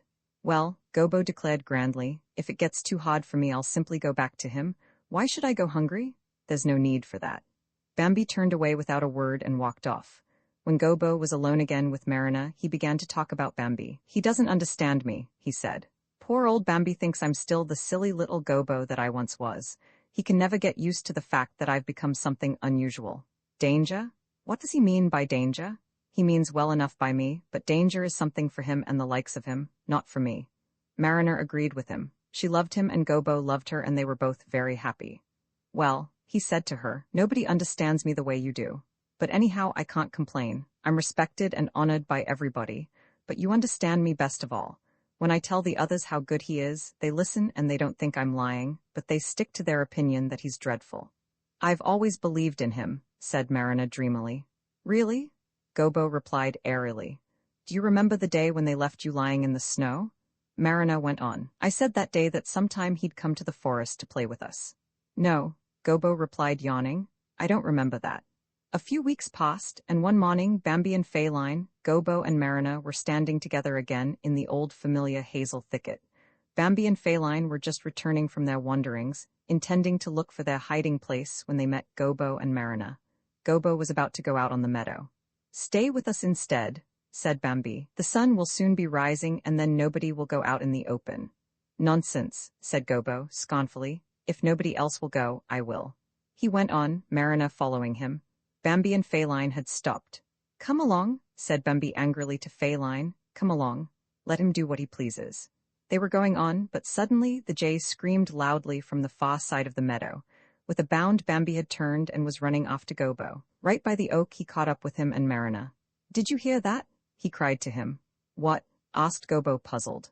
Again the jay screamed on the far side of the meadow. Did you hear that? Bambi repeated. No, said Gobo calmly. That means danger? Bambi persisted. A magpie began to chatter loudly, and immediately after her, another and then a third. Then the jay screamed again, and far overhead the crows gave warning. Feline began to plead. Don't go out there. Gobo, it's dangerous. Even Marina begged, stay here today, beloved one, it's dangerous. Gobo stood there, smiling in his superior way. Dangerous? Dangerous? What has that to do with me? He asked. His pressing need gave Bambi an idea. At least let Marina go first, he said, so we can find out. He hadn't finished before Marina had slipped out. All three stood and looked at her, Bambi and Feline breathlessly, Gobo with obvious patience, as if to let the others enjoy their foolish whims. They saw how Marina walked across the meadow step by step, with hesitant feet, her head up. She peered and snuffed in all directions. Suddenly she turned like a flash with one high bound, and as though a cyclone had struck her, rushed back into the thicket. It's he, she whispered, her voice choking with terror. She was trembling in every limb. I saw him, she stammered. It's he's standing over by the alders. Come, cried Bambi, come quickly. Come, Feline pleaded, and Marina, who could hardly speak, whispered, please come now, Gobo, please. But Gobo remained unmoved. Run as much as you like, he said. I won't stop you. If he's there, I want to talk with him. Gobo could not be dissuaded. They stood and watched how he went out. They stayed there, moved by his great confidence, while at the same time a terrible fear for him gripped them. Gobo was standing boldly on the meadow, looking around for the alders. Then he seemed to see them and to have discovered him. Then the thunder crashed. Gobo leaped into the air at the report. He suddenly turned around and fled back to the thicket, staggering as he came. They still stood there, petrified with terror, while he came on. They heard him gasping for breath. And as he did not stop but bounded wildly forward, they turned and surrounded him, and all took flight. But poor Gobo dropped to the ground. Marina stopped close to him, Bambi and Feline a little farther off, ready to flee. Gobo lay with his bloody entrails oozing from his torn flank. He lifted his head with a feeble twisting motion. Marina, he said with an effort, Marina. He did not recognize her. His voice failed. There was a loud, careless rustling in the bushes by the meadow. Marina bent her head towards Gobo. He's coming, she whispered frantically. Gobo, he's coming. Can't you get up and come with me? Gobo lifted his head again feebly with a writhing motion, beat convulsively with his hoofs, and then lay still. With a crackling, snapping, and rustling, he parted the bushes and stepped out. Marina saw him from quite near. She slunk slowly back, disappearing through the nearest bushes, and hastened to Bambi and Feline. She looked back once again and saw how he was bending over and seizing the wounded deer. Then they heard Gobo's wailing death shriek. Roman II in early summer, the trees stood still under the blue sky, held their limbs outstretched, and received the direct rays of the sun. On the shrubs and bushes in the undergrowth, the flowers unfolded their red, white, and yellow stars. On some the seed pods had begun to appear again. They perched innumerable on the fine tips of the branches, tender and firm and resolute, and seemed like small, clenched fists. Out of the earth came whole troops of flowers, like motley stars, so that the soil of the twilit forest floor shone with a silent, ardent, colorful gladness. Everything smelled of fresh leaves, of blossoms, of moist clods and green wood. When morning broke, or when the sun went down, the whole woods resounded with 1,000 voices, and from morning till night the bees hummed, the wasps droned, and filled the fragrant stillness with their murmur. These were the earliest days of Bambi's life. He walked behind his mother on a narrow track that ran through the midst of the bushes. How pleasant it was to walk there. The thick foliage stroked his flanks softly and bent supplely aside. The track appeared to be barred and obstructed in a dozen places, and yet they advanced with the greatest ease. There were tracks like this everywhere, running crisscross through the whole woods. His mother knew them all, and if Bambi sometimes stopped before a bush as if it were an impenetrable green wall, she always found where the path went through, without hesitation or searching. Bambi questioned her. He loved to ask his mother questions. It was the pleasantest thing for him to ask a question and then to hear what answer his mother would give. Bambi was never surprised that question after question should come into his mind continually and without effort. He found it perfectly natural, and it delighted him very much. It was very delightful, too, to wait expectantly till the answer came. If it turned out the way he wanted, he was satisfied. Sometimes, of course, he did not understand, but that was pleasant also because he was kept busy picturing what he had not understood in his own way. Sometimes he felt very sure that his mother was not giving him a complete answer, was intentionally not telling him all she knew, and at first that was very pleasant too. For then there would remain in him such a lively curiosity, such suspicion, mysteriously and joyously flashing through him, such anticipation, that he would become anxious and happy at the same time and grow silent. Once he asked, "Whom does this trail belong to, mother?" His mother answered, "To us." Bambi asked again, "To you and me?" "Yes, to us too?" "Yes, only to us too?" "No," said his mother, "to us, dear." "What a dear?" Bambi asked and laughed. His mother looked at him from head to foot and laughed too. "You are a dear and I am a dear. We're both dear," she said. "Do you understand?" Bambi sprang into the air for joy. "Yes, I understand," he said. "I'm a little deer and you're a big deer, aren't you?" His mother nodded and said, "Now you see." But Bambi grew serious again. "Are there other deer besides you and me?" he asked. "Certainly," his mother said. "Many of them." "Where are they?" cried Bambi. "Here, everywhere, but I don't see them." "You will soon," she said. "When?" Bambi stood still, wild with curiosity. "Soon." The mother walked on quietly. Bambi followed her. He kept silent for he was wondering what soon might mean. He came to the conclusion that soon was certainly not now. But he wasn't sure at what time soon stopped being soon and began to be a long while. Suddenly he asked, "Who made this trail?" "We," his mother answered. Bambi was astonished. "We, you and I?" The mother said, We, dear." Bambi asked, "Which dear?" "All of us," his mother said sharply. They walked on. Bambi was in high spirits and felt like leaping off the path, but he stayed close to his mother. Something rustled in front of them, close to the ground. The fern fronds and wood lettuce concealed something that advanced in violent motion. A thread-like little cry shrilled out piteously, then all was still. Only the leaves and the blades of grass shivered back into place. A ferret had caught a mouse. He came slinking by, slid sideways, and prepared to enjoy his meal. "What was that?" asked Bambi excitedly. "Nothing," his mother soothed him. But Bambi trembled, "But I saw it." "Yes, yes," said his mother. "Don't be frightened. The ferret has killed a mouse." But Bambi was dreadfully frightened. A vast, unknown horror clutched at his heart. It was long before he could speak again. Then he asked, "Why did he kill the mouse?" "Because," his mother hesitated. "Let us walk faster," she said as though something had just occurred to her and as though she had forgotten the question.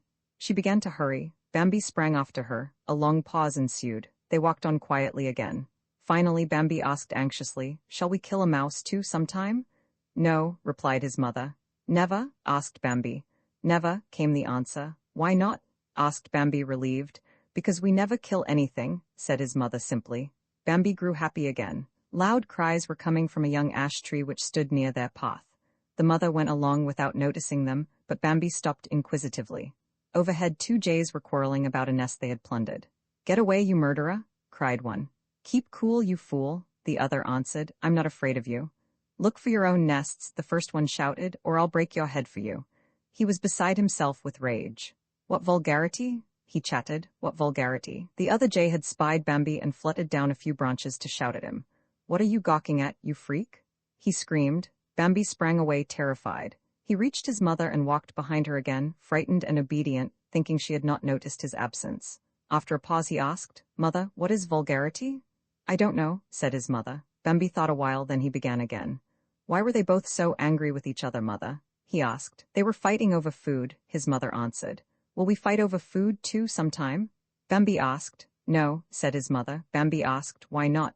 Because there is enough for all of us, his mother replied. Bambi wanted to know something else.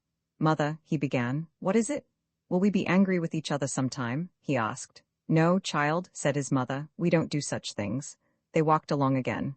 Presently it grew light ahead of them. It grew very bright. The trail ended with the tangle of vines and bushes. A few steps more and they would be in the bright open space that spread out before them. Bambi wanted to bound forward, but his mother had stopped. What is it? He asked impatiently, already delighted. It's the meadow, his mother answered. What is a meadow? Asked Bambi insistently. His mother cut him short.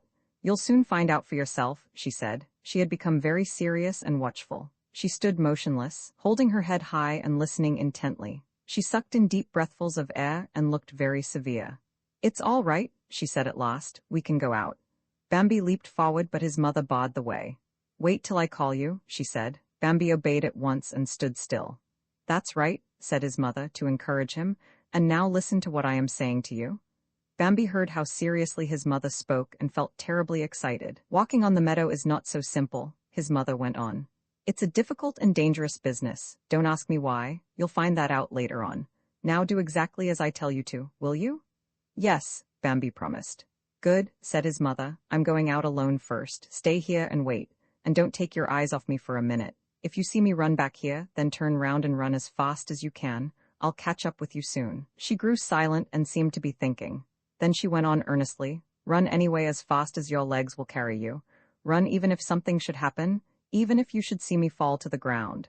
Don't think of me, do you understand? No matter what you see or hear, start running right away and just as fast as you possibly can. Do you promise me to do that? Yes, said Bambi softly. His mother spoke so seriously. She went on speaking. Out there if I should call you, she said. There must be no looking around and no questions, but you must get behind me instantly. Understand that.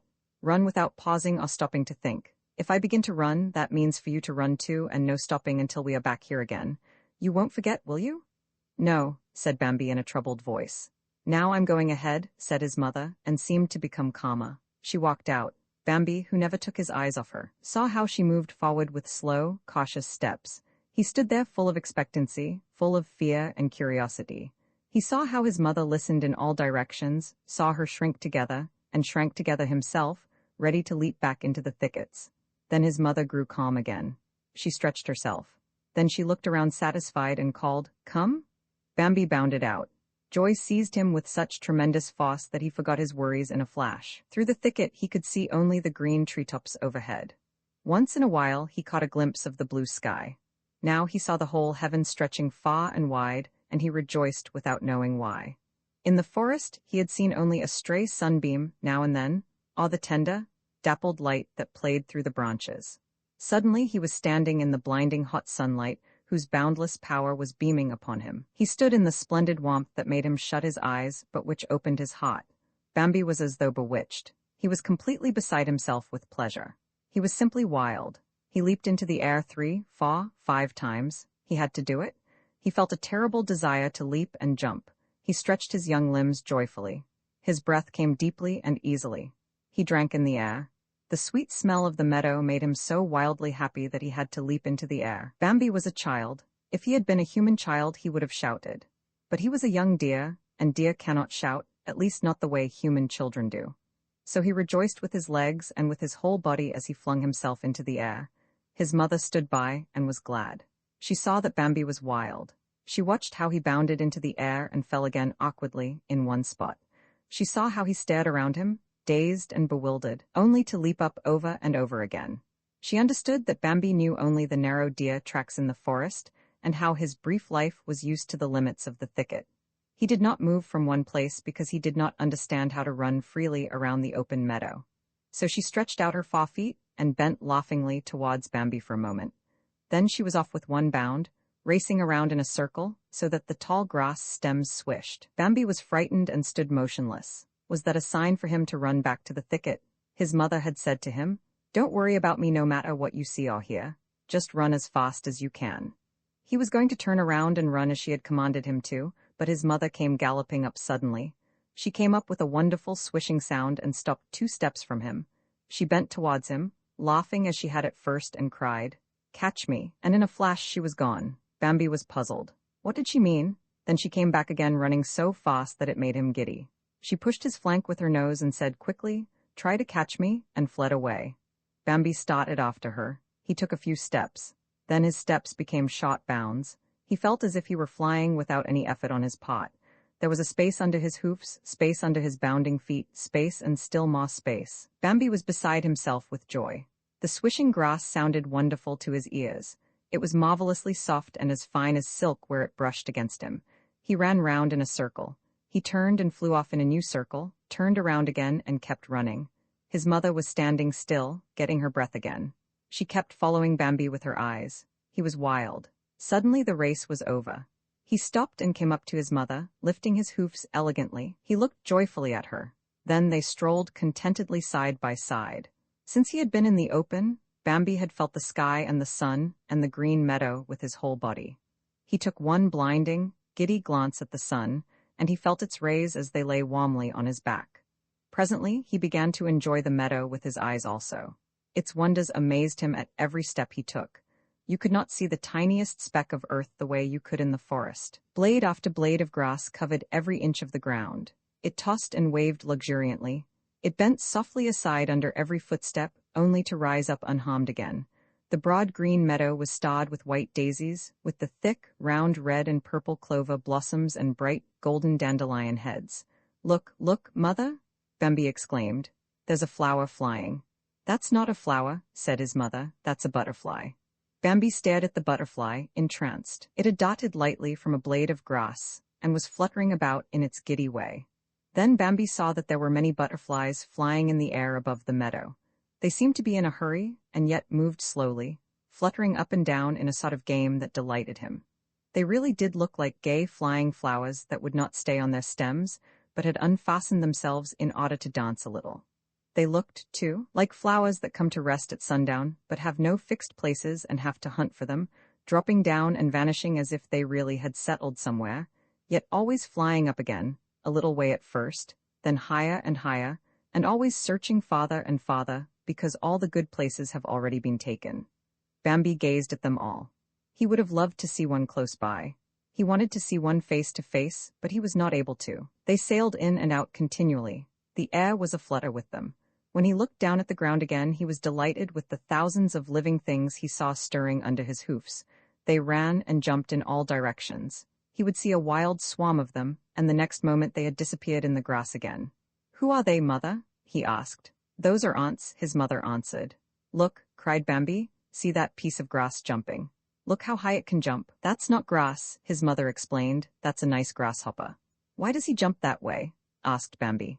"Because we're walking here," his mother answered. "He's afraid we'll step on him." "Oh," said Bambi, turning to the grasshopper who was sitting on a daisy. "Oh," he said again politely, "you don't have to be afraid, we won't hurt you." "I'm not afraid," the grasshopper replied in a quavering voice.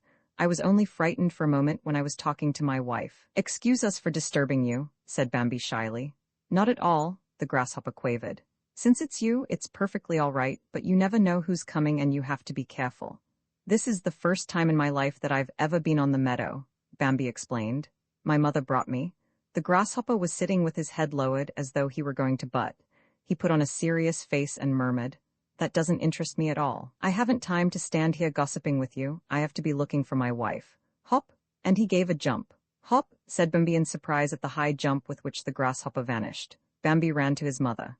"Mother, I spoke to him," he cried. "To whom?" his mother asked. "To the grasshopper," Bambi said. "I spoke to him. He was very nice to me, and I like him so much. He's so wonderful and green, and you can see through his sides. They look like leaves, but you can't see through a leaf." "Those are his wings," said his mother. "Oh," Bambi went on, "and his face is so serious and wise, but he was very nice to me anyhow.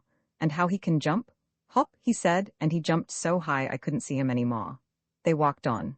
The conversation with the grasshopper had excited Bambi and tired him a little, for it was the first time he had ever spoken to a stranger.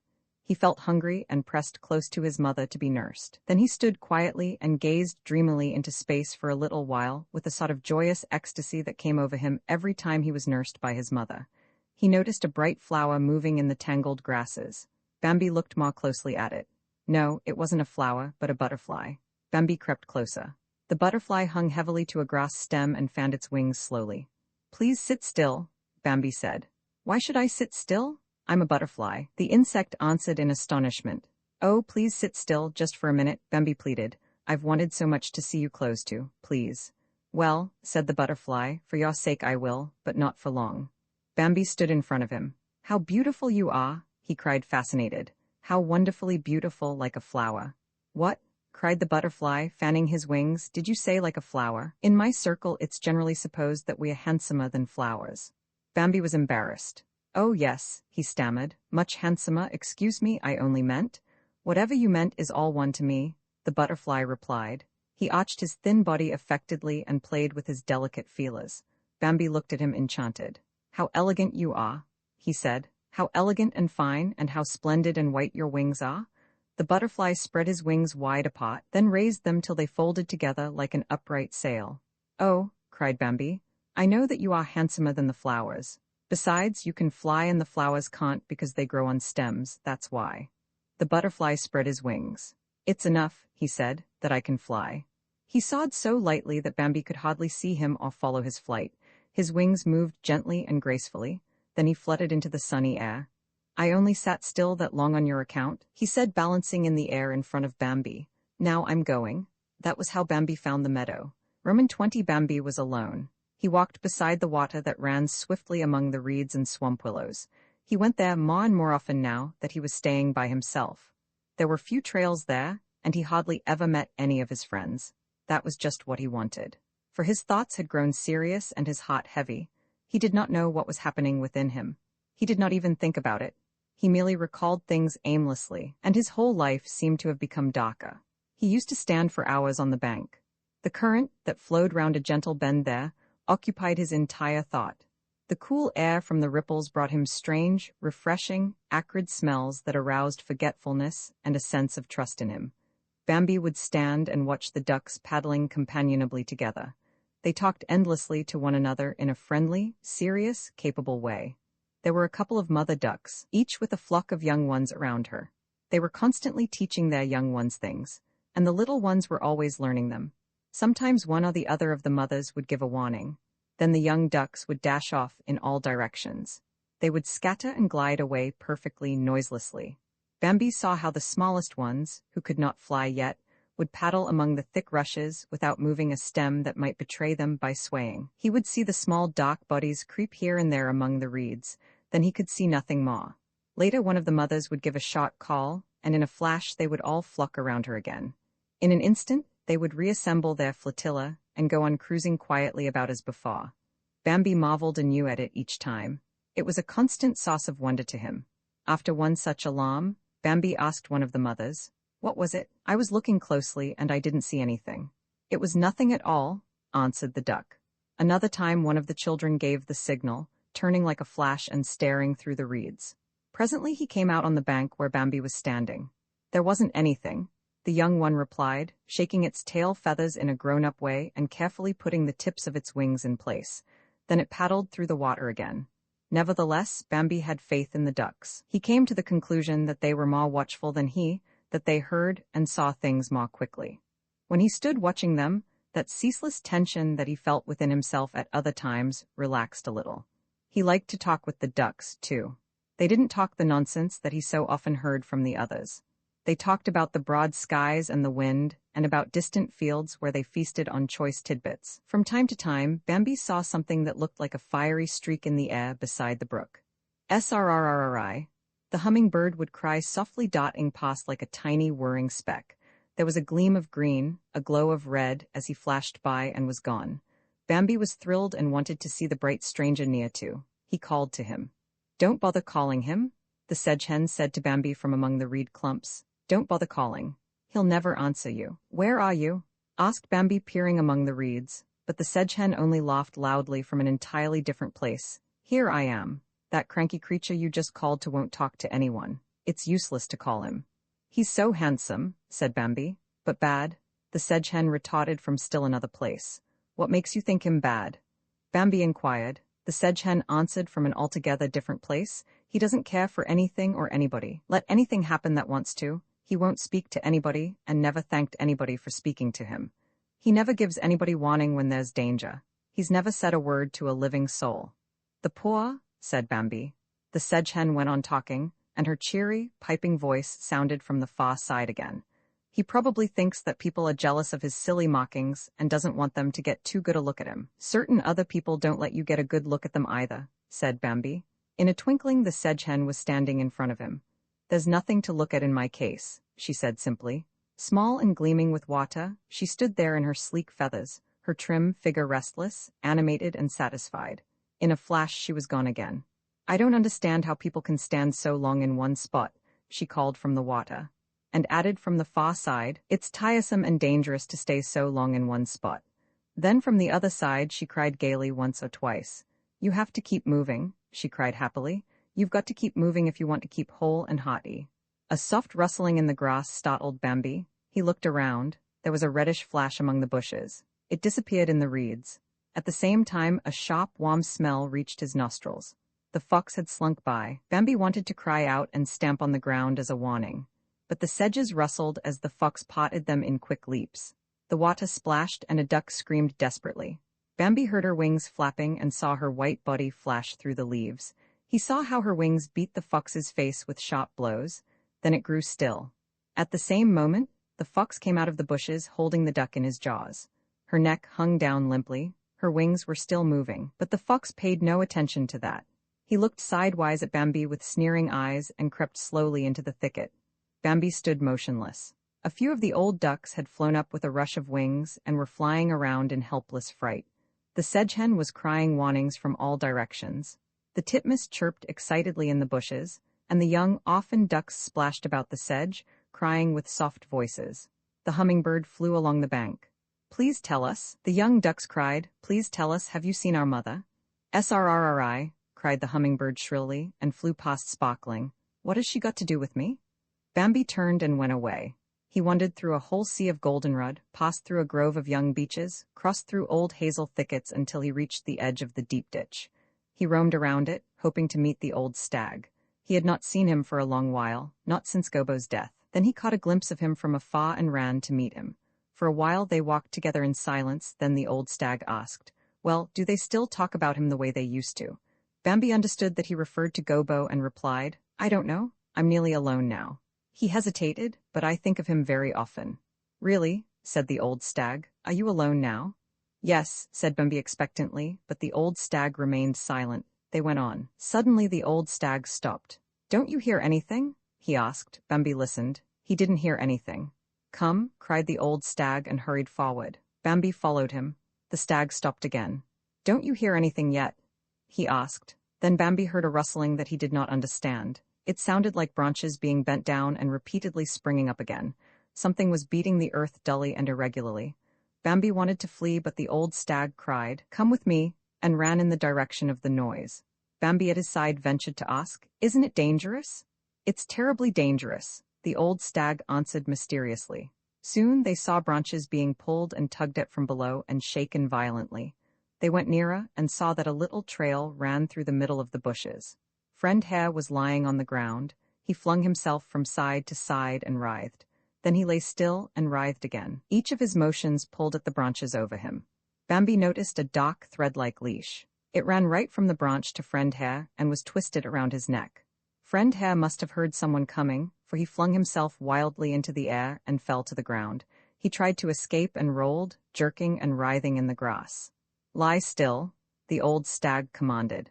Then sympathetically, with a gentle voice that went to Bambi's heart, he repeated in his ear, "Be easy. Friend Hare, it's I. Don't move now. Lie perfectly still."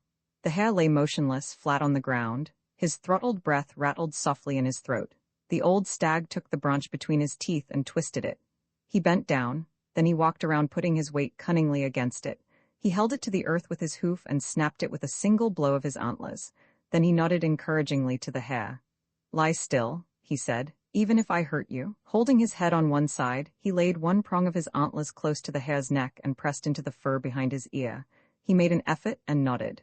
The hare began to writhe. The old stag immediately drew back. "Lie still," he commanded. "It's a question of life and death for you." He began over again. The hare lay still, gasping. Bambi stood close by, speechless with amazement. One of the old stag's antlers, pressing against the hare's fur, had slipped under the noose. The old stag was almost kneeling and twisted his head as though he were charging. He drove his antlers deeper and deeper under the noose, which gave at last and began to loosen. The hare could breathe again, and his terror and pain burst from him instantly. "Ee," he cried bitterly. The old stag stopped. "Keep quiet?" he cried, reproaching him gently. "Keep quiet." His mouth was close to the hare's shoulder, his antlers lay with a prong between the spoon-like ears. It looked as if he had spitted the hare. "How can you be so stupid as to cry at this time?" He grumbled gently. "Do you want the fox to come, do you? I thought not. Keep quiet then." He continued to work away, slowly exerting all his strength. Suddenly the noose broke with a loud snap. The hare slipped out and was free, without realizing it for a moment. He took a step and sat down again, dazed. Then he hopped away, slowly and timidly at first, then faster and faster. Presently he was running with wild leaps. Bambi looked after him. "Without so much as a thank you?" he exclaimed in surprise. "He's still terrified," said the old stag. The noose lay on the ground. Bambi touched it gently. It creaked, terrifying Bambi. That was a sound such as he had never heard in the woods. "He?" asked Bambi softly. The old stag nodded. They walked on together in silence. "Take care when you're going along a trail," said the old stag. "Test all the branches, prod them on all sides of you with your antlers, and turn back at once if you hear that creak. And when you've shed your antlers, be doubly cautious. I never use trails any more." Bambi sank into troubled thought. "He isn't here," he whispered to himself in profound astonishment. "No, he's not in the forest now," the old stag answered. "And yet he is here," said Bambi, shaking his head. The old stag went on, and his voice was full of bitterness. "How did your Gobo put it? Didn't Gobo tell you he is all-powerful and all-good?" "He was good to Gobo," Bambi whispered. The old stag stopped. "Do you believe that, Bambi?" he asked sadly.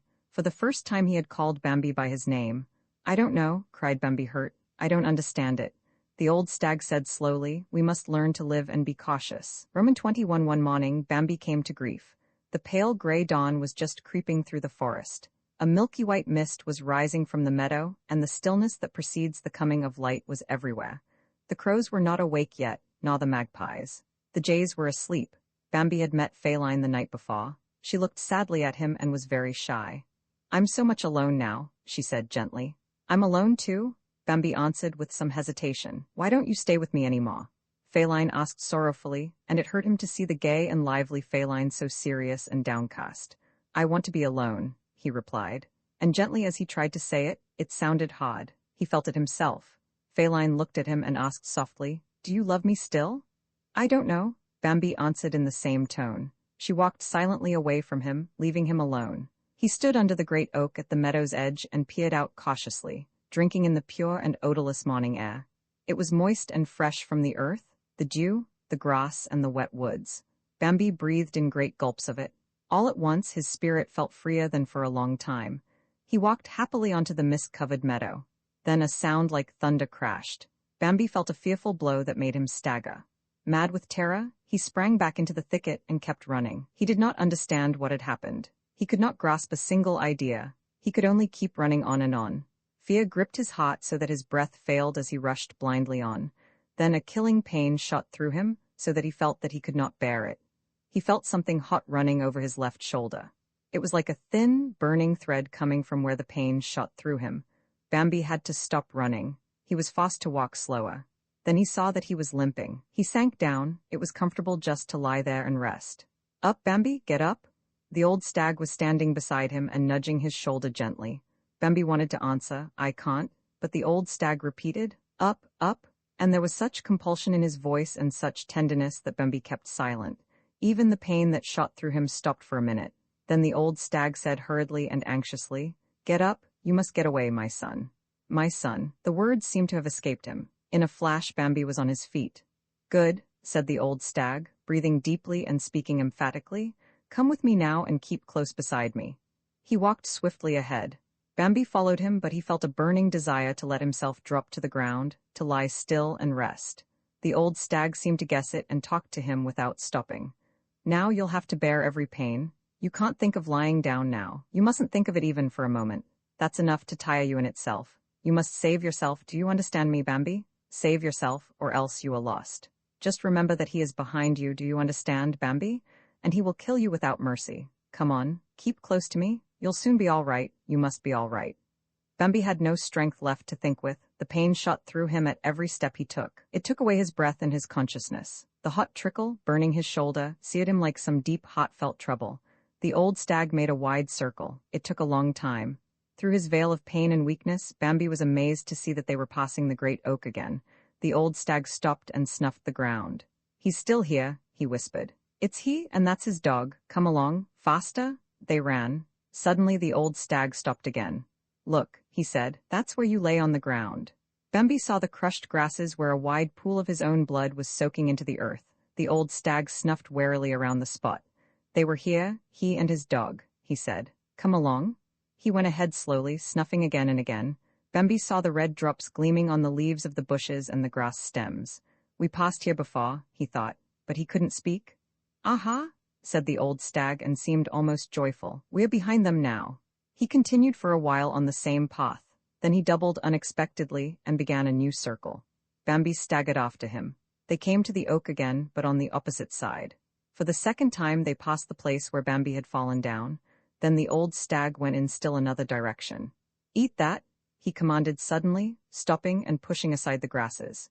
He pointed to a pair of short, dark green leaves growing close together near the ground. Bambi obeyed. They tasted terribly bitter and smelt sickeningly. How do you feel now? The stag asked after a while. Better, Bambi answered quickly. He was suddenly able to speak again. His senses had cleared and his fatigue grew less. Let's move on again, the old stag commanded after another pause. After Bambi had been following him for a long time, he said, At last? They stopped. The bleeding has stopped, said the old stag. The blood stopped flowing from your wound. It isn't emptying your veins now, and it can't betray you any more either. It can't show him and his dog where to find you and kill you. The old stag looked worried and tired, but his voice sounded joyful. Come along, he went on. Now you can rest.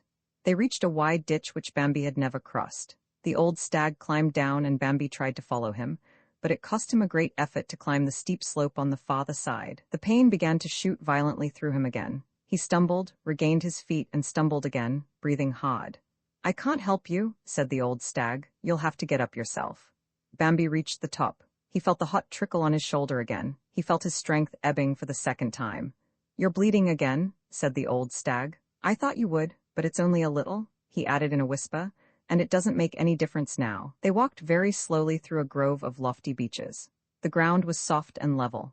They walked easily on it. Bambi felt a longing to lie down there, to stretch out and never move his limbs again. He couldn't go any further. His head ached. There was a humming in his ears. His nerves were quivering, and fever began to rack him. There was a darkness before his eyes. He felt nothing but a desire for rest and a detached amazement at finding his life so changed and shattered. He remembered how he had walked whole and uninjured through the woods that morning. It was barely an hour ago, and it seemed to him like some memory out of a distant, long-vanished past. They passed through a scrub oak and dogwood thicket. A huge, hollow beech trunk, thickly entangled with the bushes, lay right in front of them, barring the way. Here we are, Bambi heard the old stag saying.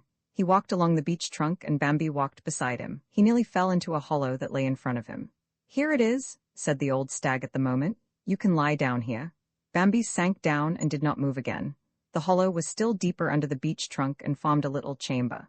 The bushes closed thickly across the top so that whoever was within lay hidden. You'll be safe here, said the old stag. Days passed.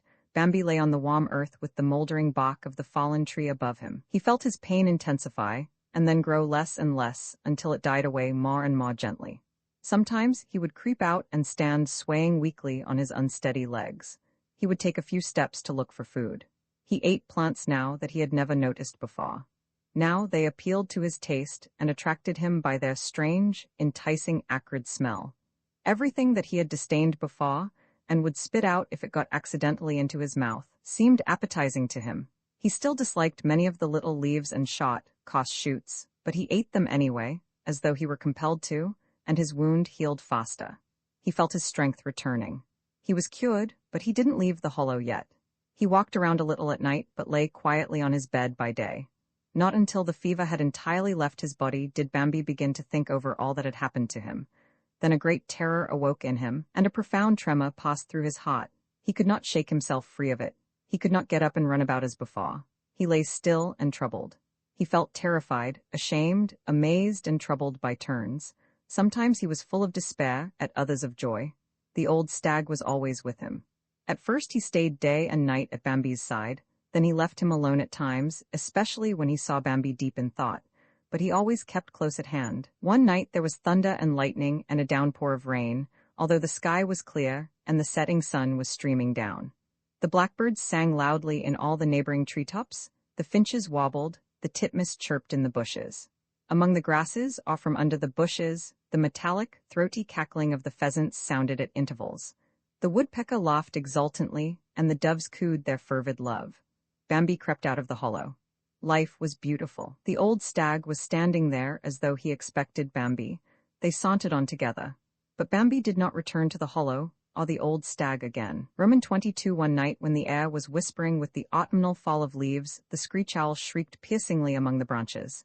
Then he waited. But Bambi had spied him already through the thinning leaves and stopped. The screech owl flew nearer and shrieked louder.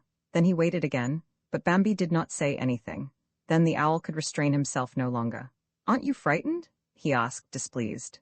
"Well," Bambi replied, "a little." "Is that so?" The screech owl cooed in an offended tone. "Only a little. You used to get terribly frightened. It was really a pleasure to see how frightened you'd get, but for some reason or other you're only a little frightened now." He grew angrier and repeated, "Only a little?" The screech owl was getting old, and that was why he was so much vainer and so much more sensitive than before. Bambi wanted to answer, "I wasn't ever frightened before either," but he decided to keep that to himself. He was sorry to see the good old screech owl sitting there so angry. He tried to soothe him. "Maybe it's because I thought of you right away," he said. "What?" said the screech owl, becoming happy again. "You really did think of me?" "Yes," Bambi answered with some hesitation, "as soon as I heard you screech. Otherwise, of course, I'd have been as scared as ever." "Really?" cooed the owl. Bambi hadn't the heart to deny it. What difference did it make anyhow? Let the little old child enjoy himself. "I really did," he assured him, and went on, "I'm so happy, for a thrill goes through me when I hear you so suddenly." The screech owl fluffed up his feathers into a soft, brownish-gray, downy ball. He was happy. "It's nice of you to think of me," he cooed tenderly. "Very nice. We haven't seen each other for a long time." "A very long time," said Bambi. "You don't use the old trails anymore, do you?" the screech owl inquired. "No," said Bambi slowly. "I don't use the old trails anymore. I'm also seeing more of the world than I used to," the screech owl observed boastfully. He didn't mention that he had been driven from his old hereditary haunts by a pitiless younger rival. "You can't stay forever in the same spot," he added.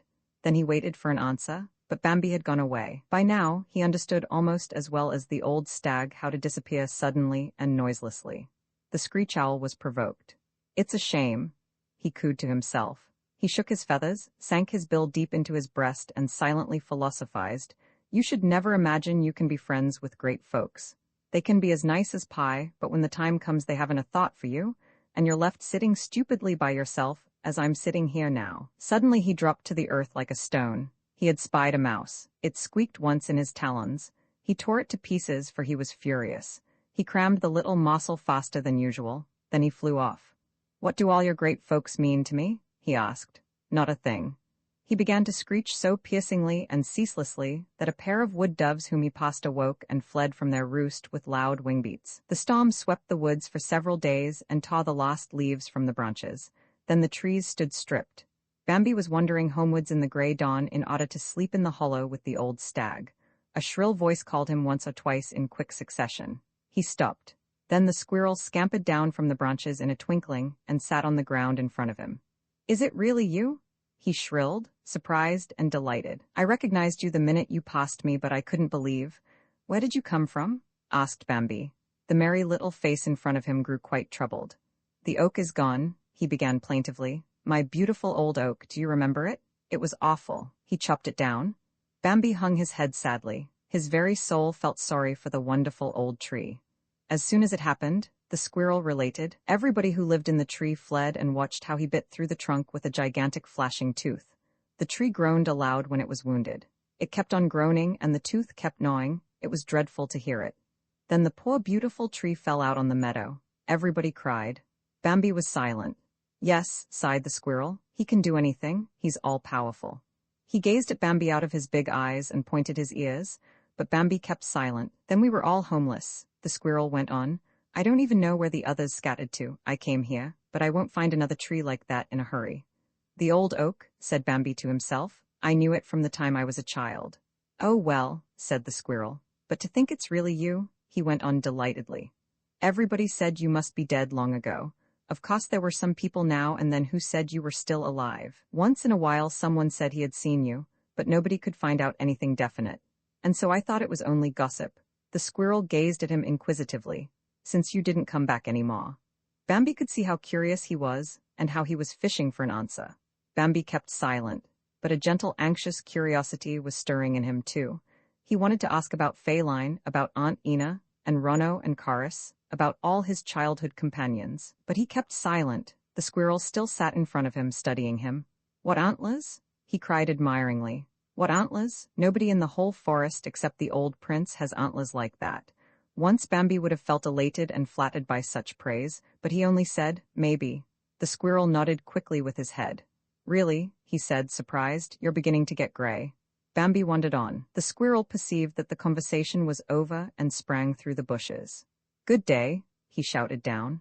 Goodbye, I'm very glad I met you. If I see any of your acquaintances, I'll tell them you're still alive. They'll all be glad. Bambi heard him and again felt that gentle stirring in his heart, but he said nothing. When he was still a child, the old stag had taught him that you must live alone. Then and afterwards, the old stag had revealed much wisdom and many secrets to him. But of all his teachings, this had been the most important.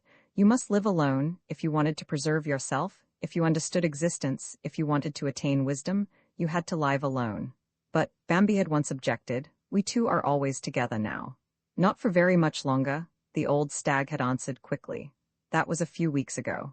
Now it occurred to Bambi again, and he suddenly remembered how even the old stag's very first words to him had been about singleness.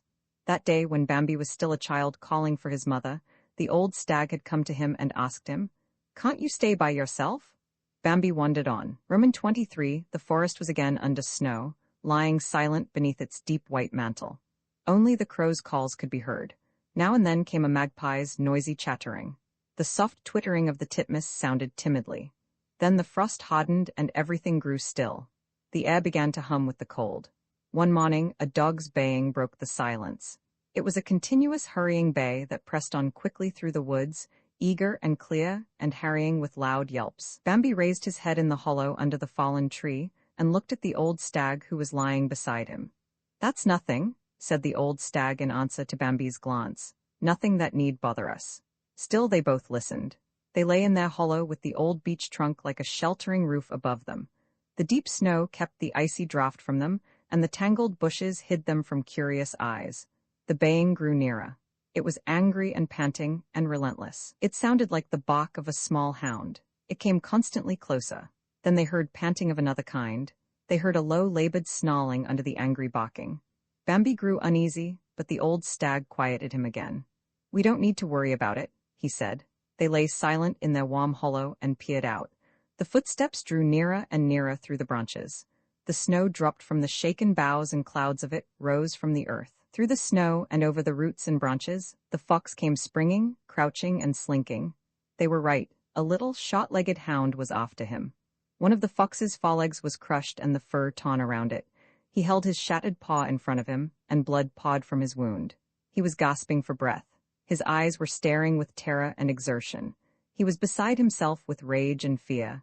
He was desperate and exhausted. Once in a while he would face around and snarl so that the dog was startled and would fall back a few steps. Presently the fox sat down on his haunches. He could go no farther. Raising his mangled forepaw pitifully with his jaws open and his lips drawn back, he snarled at the dog. But the dog was never silent for a minute. His high, rasping bark only grew fuller and deeper. "Here," he yapped. "Here he is. Here, here, here." He was not abusing the fox. He was not even speaking to him, but was urging on someone who was still far behind. Bambi knew as well as the old stag did that it was he the dog was calling. The fox knew it too. The blood was streaming down from him and fell from his breast into the snow, making a fiery red spot on the icy white surface, and steaming slowly. A weakness overcame the fox. His crushed foot sank down helpless, but a burning pain shot through it when it touched the cold snow. He lifted it again with an effort and held it quivering in front of him. "Let me go," said the fox, beginning to speak. "Let me go." He spoke softly and beseechingly. He was quite weak and despondent. "No, no, no," the dog howled. The fox pleaded still more insistently. "We're relations," he pleaded. "We're brothers almost. Let me go home. Let me die with my family at least. We're brothers almost, you and I." "No, no, no," the dog raged. Then the fox rose so that he was sitting perfectly erect. He dropped his handsome, pointed muzzle on his bleeding breast, raised his eyes, and looked the dog straight in the face. In a completely altered voice, restrained and embittered, he growled, "Aren't you ashamed, you traitor?" "No, no, no," yelped the dog. But the fox went on, "You turncoat, you renegade." His maimed body was taut with contempt and hatred. "You spy," he hissed. "You blackguard. You track us where he could never find us. You betray us, your own relations, me who am almost your brother. And you stand there and aren't ashamed." Instantly many other voices sounded loudly round about. "Traitor?" cried the magpie from the tree. "Spy?" shrieked the jay. "Blackguard?" the weasel hissed. "Renegade?" snarled the ferret. From every tree and bush came chirpings, peepings, shrill cries, while overhead the crows cawed, "Spy, spy!" Everyone had rushed up, and from the trees or from safe hiding places on the ground, they watched the contest. The fury that had burst from the fox released an embittered anger in them all, and the blood spilt on the snow, that steamed before their eyes, maddened them and made them forget all caution. The dog stared around him. "Who are you?" he yelped. "What do you want? What do you know about it? What are you talking about? Everything belongs to him, just as I do. But I love him. I worship him. I serve him. Do you think you can oppose him, poor creatures like you? He's all-powerful. He's above all of you. Everything we have comes from him. Everything that lives or grows comes from him." The dog was quivering with exultation. "Traitor?" cried the squirrel shrilly. "Yes, traitor," hissed the fox. "Nobody is a traitor but you, only you." The dog was dancing about in a frenzy of devotion. "Only me?" he cried. "You lie. Aren't there many, many others on his side? The horse, the cow, the sheep, the chickens. Many, many of you and your kind are on his side and worship him and serve him."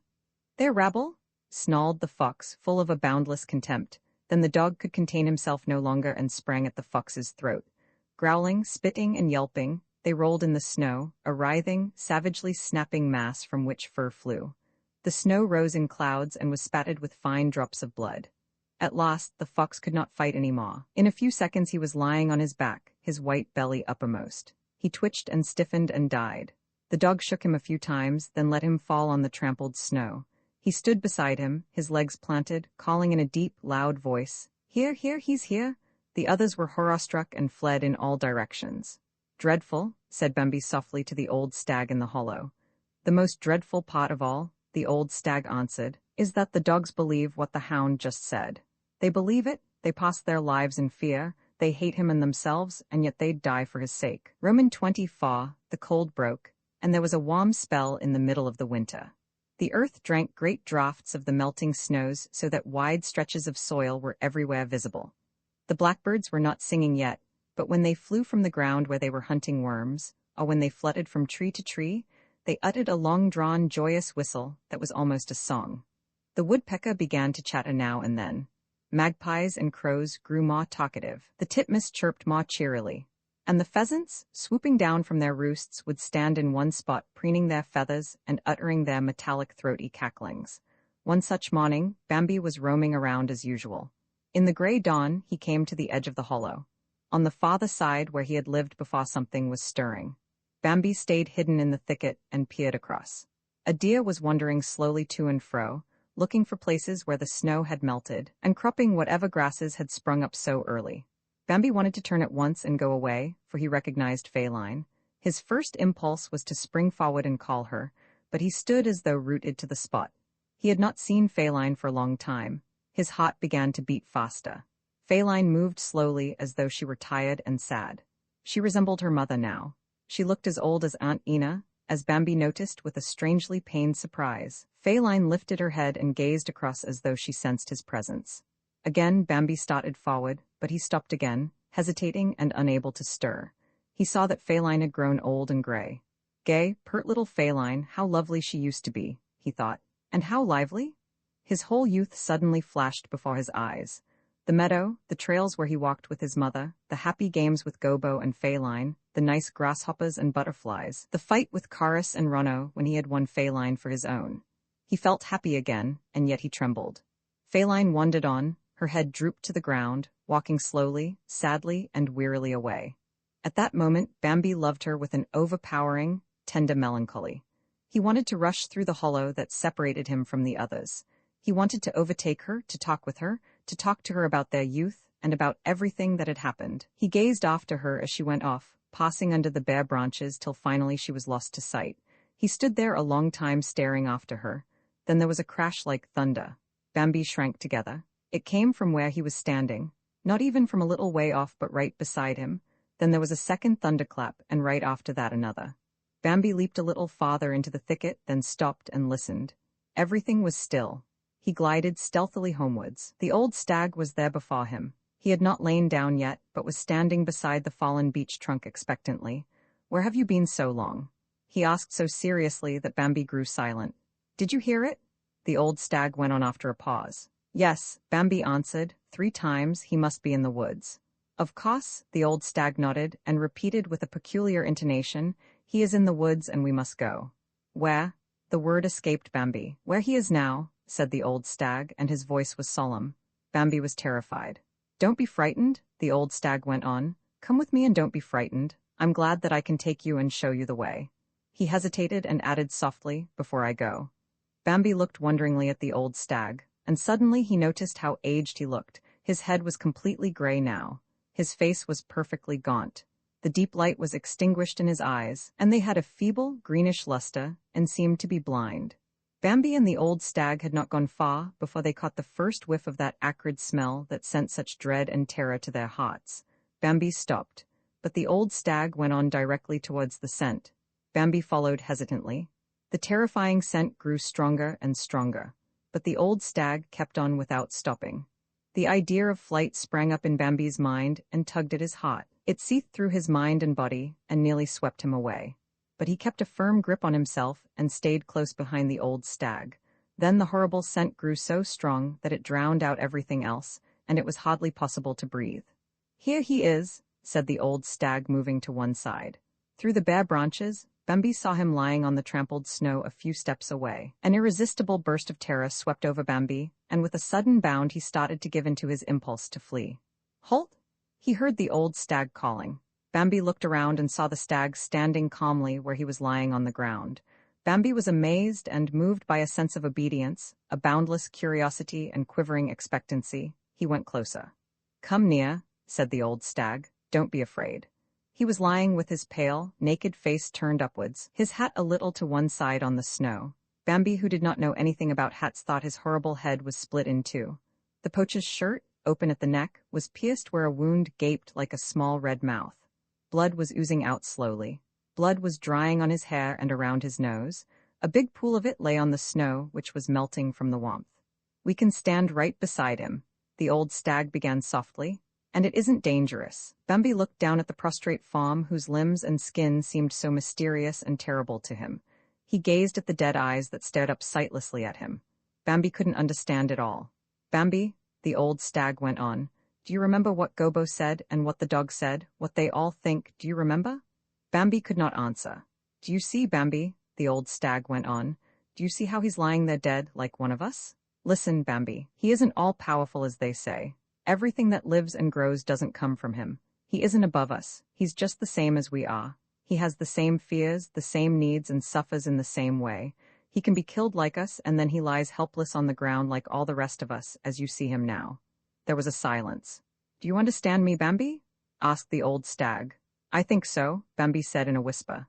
"Then speak," the old stag commanded. Bambi was inspired and said, trembling, "There is another who is over us all, over us and over him." "Now I can go," said the old stag. He turned away, and they wandered side by side for a stretch. Presently the old stag stopped in front of a tall oak. "Don't follow me any further, Bambi," he began with a calm voice. "My time is up. Now I have to look for a resting place." Bambi tried to speak. "Don't," said the old stag, cutting him short. Don't. In the hour which I am approaching we are all alone. Goodbye, my son, I loved you dearly. Roman 25 Dawn of the summer's day came hot, without a breath of wind or the usual morning chill. The sun seemed to come up faster than usual. It rose swiftly and flashed like a torch with dazzling rays. The dew on the meadows and bushes was drawn up in an instant. The earth was perfectly dry so that the clods crumbled. The forest had been still from an early hour. Only a woodpecker hammered now and then, or the doves cooed their tireless, fervid tenderness. Bambi was standing in a little clearing, forming a narrow glade in the heart of the thicket. A swarm of midges danced and hummed around his head in the warm sunshine. There was a low buzzing among the leaves of the hazel bushes near Bambi, and a big maybeetle crawled out and flew slowly by. He flew among the midges, up and up, till he reached the treetop where he intended to sleep till evening. His wing covers folded down hard and neatly, and his wings vibrated with strength. The midges divided to let the maybeetle pass through and closed behind him again. His dark brown body, over which shone the vibrant glassy shimmer of his whirring wings, flashed for a moment in the sunshine as he disappeared. "Did you see him?" the midges asked each other. "That's the old maybeetle," some of them hummed. Others said, "All of his offspring are dead, only one is still alive, only one." "How long will he live?" a number of midges asked. The others answered, "We don't know. Some of his offspring live a long time, they live forever almost. They see the sun 30 or 40 times, we don't know exactly how many. Our lives are long enough, but we see the daylight only once or twice." "How long has the old beetle been living?" some very small midges asked. "He has outlived his whole family. He's as old as the hills, as old as the hills. He's seen more and been through more in this world than we can even imagine." Bambi walked on. "Midge buzzings," he thought, "midge buzzings." A delicate, frightened call came to his ears. He listened and went closer, perfectly softly, keeping among the thickest bushes and moving noiselessly as he had long known how to do. The call came again, more urgent, more plaintively. Fawns' voices were wailing, "Mother, mother." Bambi glided through the bushes and followed the calls. Two fawns were standing side by side in their little red coats, a brother and sister, forsaken and despondent. "Mother, mother," they called. Before they knew what had happened, Bambi was standing in front of them. They stared at him speechlessly. "Your mother has no time for you now," said Bambi severely. He looked into the little brother's eyes. "Can't you stay by yourself?" he asked. The little brother and sister were silent. Bambi turned and, gliding into the bushes, disappeared before they had come to their senses. He walked along. "The little fellow pleases me," he thought. "Perhaps I'll meet him again when he's larger." He walked along. "The little girl is nice too," he thought. Feline looked like that when she was a fawn. He went on and vanished in the forest. Roman 3 in the heart of the forest was a little glade that belonged to Bambi's mother. It lay only a few steps from the narrow trail where the deer went bounding through the woods. But no one could ever have found it who did not know the little passage leading to it through the thick bushes. The glade was very narrow, so narrow that there was only room for Bambi and his mother, and so low that when Bambi's mother stood up her head was hidden among the branches. Sprays of hazel, firs, and dogwood, woven about each other, intercepted the little bit of sunlight that came through the treetops so that it never reached the ground. Bambi had come into the world in this glade. It was his mother's and his. His mother was lying asleep on the ground. Bambi had dozed a little too. But suddenly he had become wide awake. He got up and looked around. The shadows were so deep where he was that it was almost dark. From the woods came soft rustlings. Now and again the titmouse chirped. Now and again came the clear hammering of the woodpecker or the joyless call of a crow. Everything else was still, far and wide. But the air was sizzling in the midday heat so that you could hear it if you listened closely. And it was stiflingly sweet. Bambi looked down at his mother and said, "Are you asleep?" No, his mother was not asleep. She had awakened the moment Bambi got up. "What are we going to do now?" Bambi asked.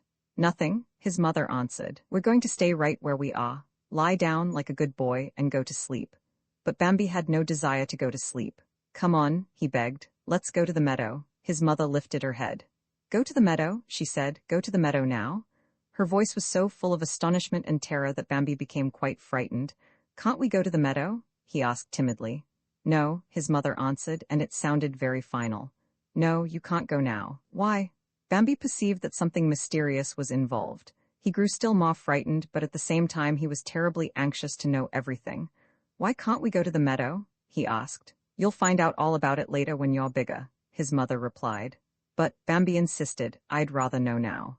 "Later," his mother repeated. "You're nothing but a baby yet," she went on tenderly.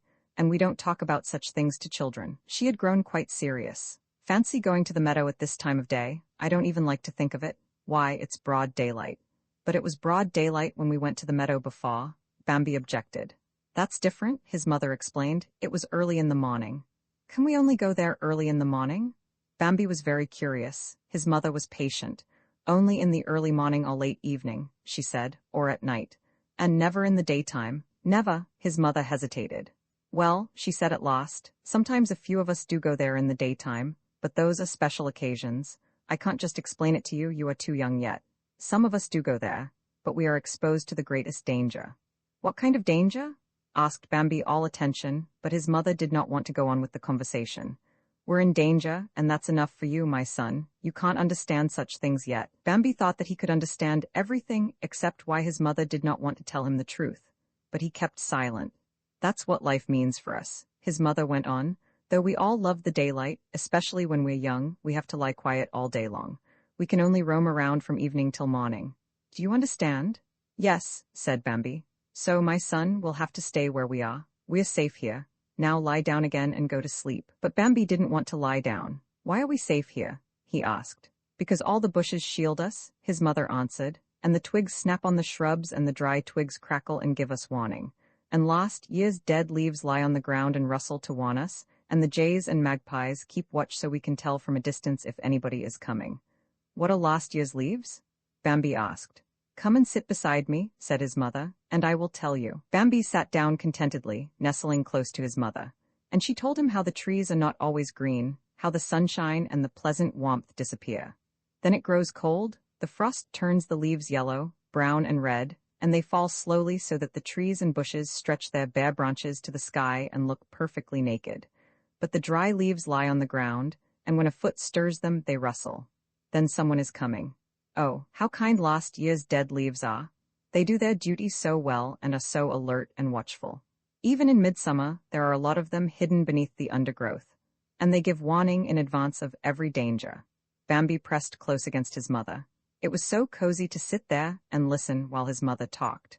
When she grew silent, he began to think. He thought it was very kind of the good old leaves to keep watch, though they were all dead and frozen and had suffered so much. He wondered just what that danger could be that his mother was always talking about, but too much thought tired him. Round about him it was still. Only the air sizzling in the heat was audible. Then he fell asleep. Roman fall one evening, Bambi was roaming about the meadow again with his mother. He thought that he knew everything there was to see or hear there. But in reality, it appeared that he did not know as much as he thought. This time was just like the first. Bambi played tag with his mother. He ran around in circles, and the open space, the deep sky, the fresh air intoxicated him so that he grew perfectly wild. After a while, he noticed that his mother was standing still. He stopped short in the middle of a leap so suddenly that his forelegs spread far apart. To get his balance, he bounded high into the air and then stood erect. His mother seemed to be talking to someone he couldn't make out through the tall grasses. Bambi toddled up inquisitively. Two long ears were moving in the tangled grass stems close to his mother. They were grayish-brown and prettily marked with black stripes. Bambi stopped, but his mother said, "Come here. This is our friend the hare. Come here like a nice boy and let him see you." Bambi went over. There sat the hare looking like a very honest creature. At times his long spoon-like ears stood bolt upright.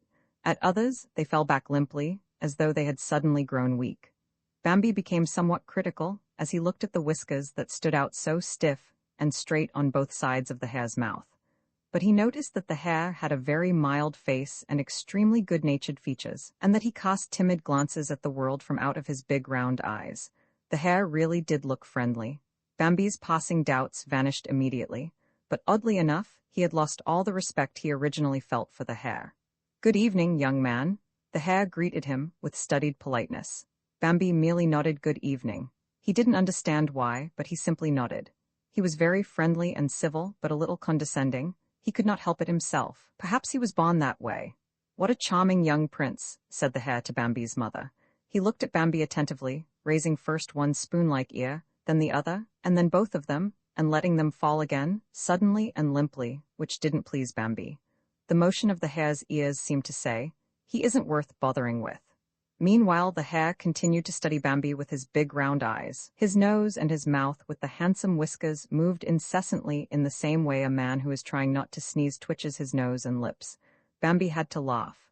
The hare laughed quickly, too, but his eyes grew more thoughtful. "I congratulate you," he said to Bambi's mother.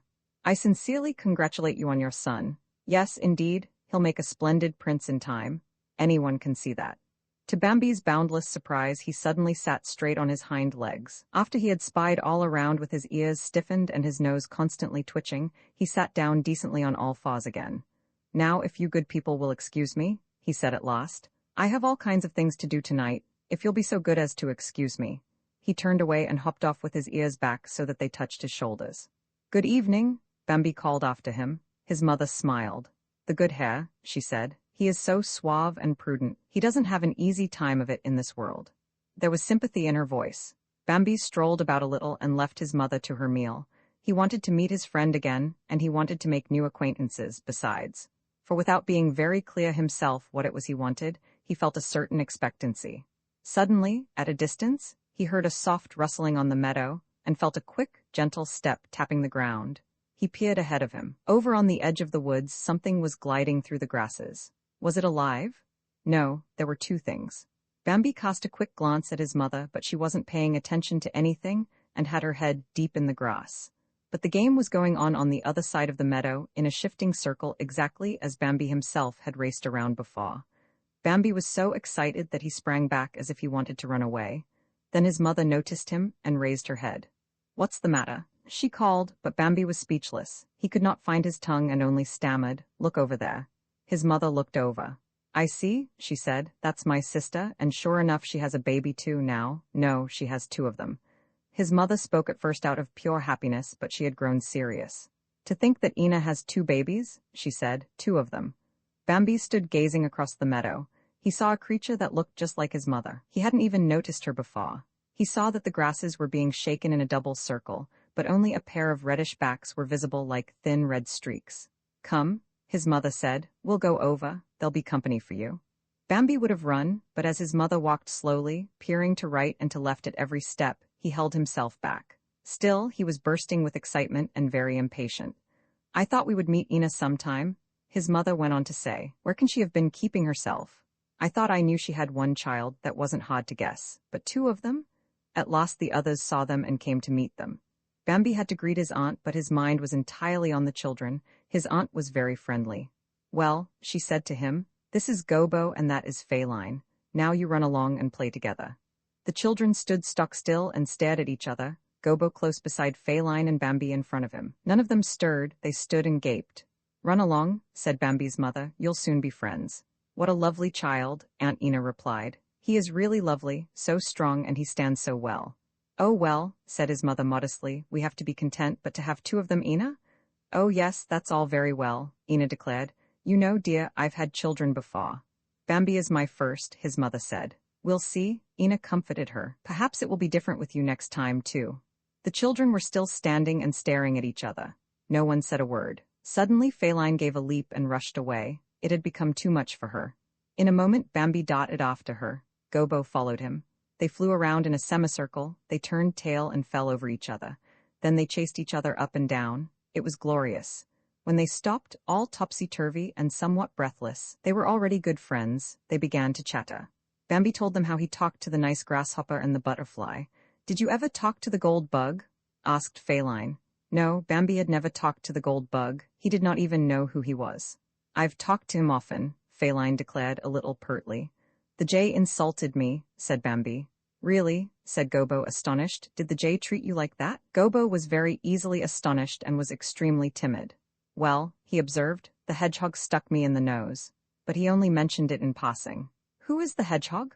Bambi asked eagerly. It seemed wonderful to him to be there with friends, listening to so many exciting things. "The hedgehog is a terrible creature," cried Feline, "full of long spines all over his body and very wicked." "Do you really think he's wicked?" asked Gobo. "He never hurts anybody." "Is that so?" answered Feline quickly. "Didn't he stick you?" "Oh, that was only because I wanted to speak to him," Gobo replied, "and only a little anyhow. It didn't hurt me much." Bambi turned to Gobo. "Why didn't he want you to talk to him?" he asked. "He doesn't talk to anybody," Feline interrupted. Even if you just come where he is, he rolls himself up so he's nothing but prickles all over. Our mother says he's one of those people who don't want to have anything to do with the world. Maybe he's only afraid, Gobo said, but Feline knew better. Mother says you shouldn't meddle with such people, she said. Presently Bambi began to ask Gobo softly, do you know what danger means? Then they both grew serious and all three heads drew together. Gobo thought a while. He made a special effort to remember, for he saw how curious Bambi was for the answer. Danger, he whispered, is something very bad. Yes, Bambi declared excitedly. I know it's something very bad, but what? All three trembled with fear. Suddenly Feline cried out loudly and joyfully, I know what danger is, it's what you run away from. She sprang away. She couldn't bear to stay there any longer and be frightened. In an instant, Bambi and Gobo had bounded after her. They began to play again. They tumbled in the rustling, silky green meadow grass, and in a twinkling had forgotten all about the absorbing question. After a while, they stopped and stood chattering together as before. They looked towards their mothers. They were standing close together, eating a little and carrying on a quiet conversation. Aunt Ina raised her head and called the children. Come, Gobo. Come, Feline, we have to go now. And Bambi's mother said to him, Come, it's time to go. Wait just a little longer, Feline pleaded eagerly. Just a little while. Let's stay a little longer, please. Bambi pleaded, It's so nice. And Gobo repeated timidly, It's so nice, just a little longer. All three spoke at once. Ina looked at Bambi's mother. What did I tell you? She said. They won't want to separate now. Then something happened that was much more exciting than everything else that happened to Bambi that day. Out of the woods came the sound of hoofs beating the earth. Branches snapped, the boughs rustled, and before Bambi had time to listen, something burst out of the thicket. Someone came crashing and rustling with someone else rushing after him. They tore by like the wind, described a wide circle on the meadow, and vanished into the woods again, where they could be heard galloping. Then they came bursting out of the thicket again, and suddenly stood still, about 20 paces apart. Bambi looked at them and did not stir. They looked like his mother and Aunt Ina, but their heads were crowned with gleaming antlers covered with brown beads and bright white prongs. Bambi was completely overcome. He looked from one to the other. One was smaller and his antlers narrower, but the other one was stately and beautiful. He carried his head up and his antlers rose high above it. They flashed from dark to light, adorned with the splendor of many black and brown prongs. Oh, cried Feline in admiration.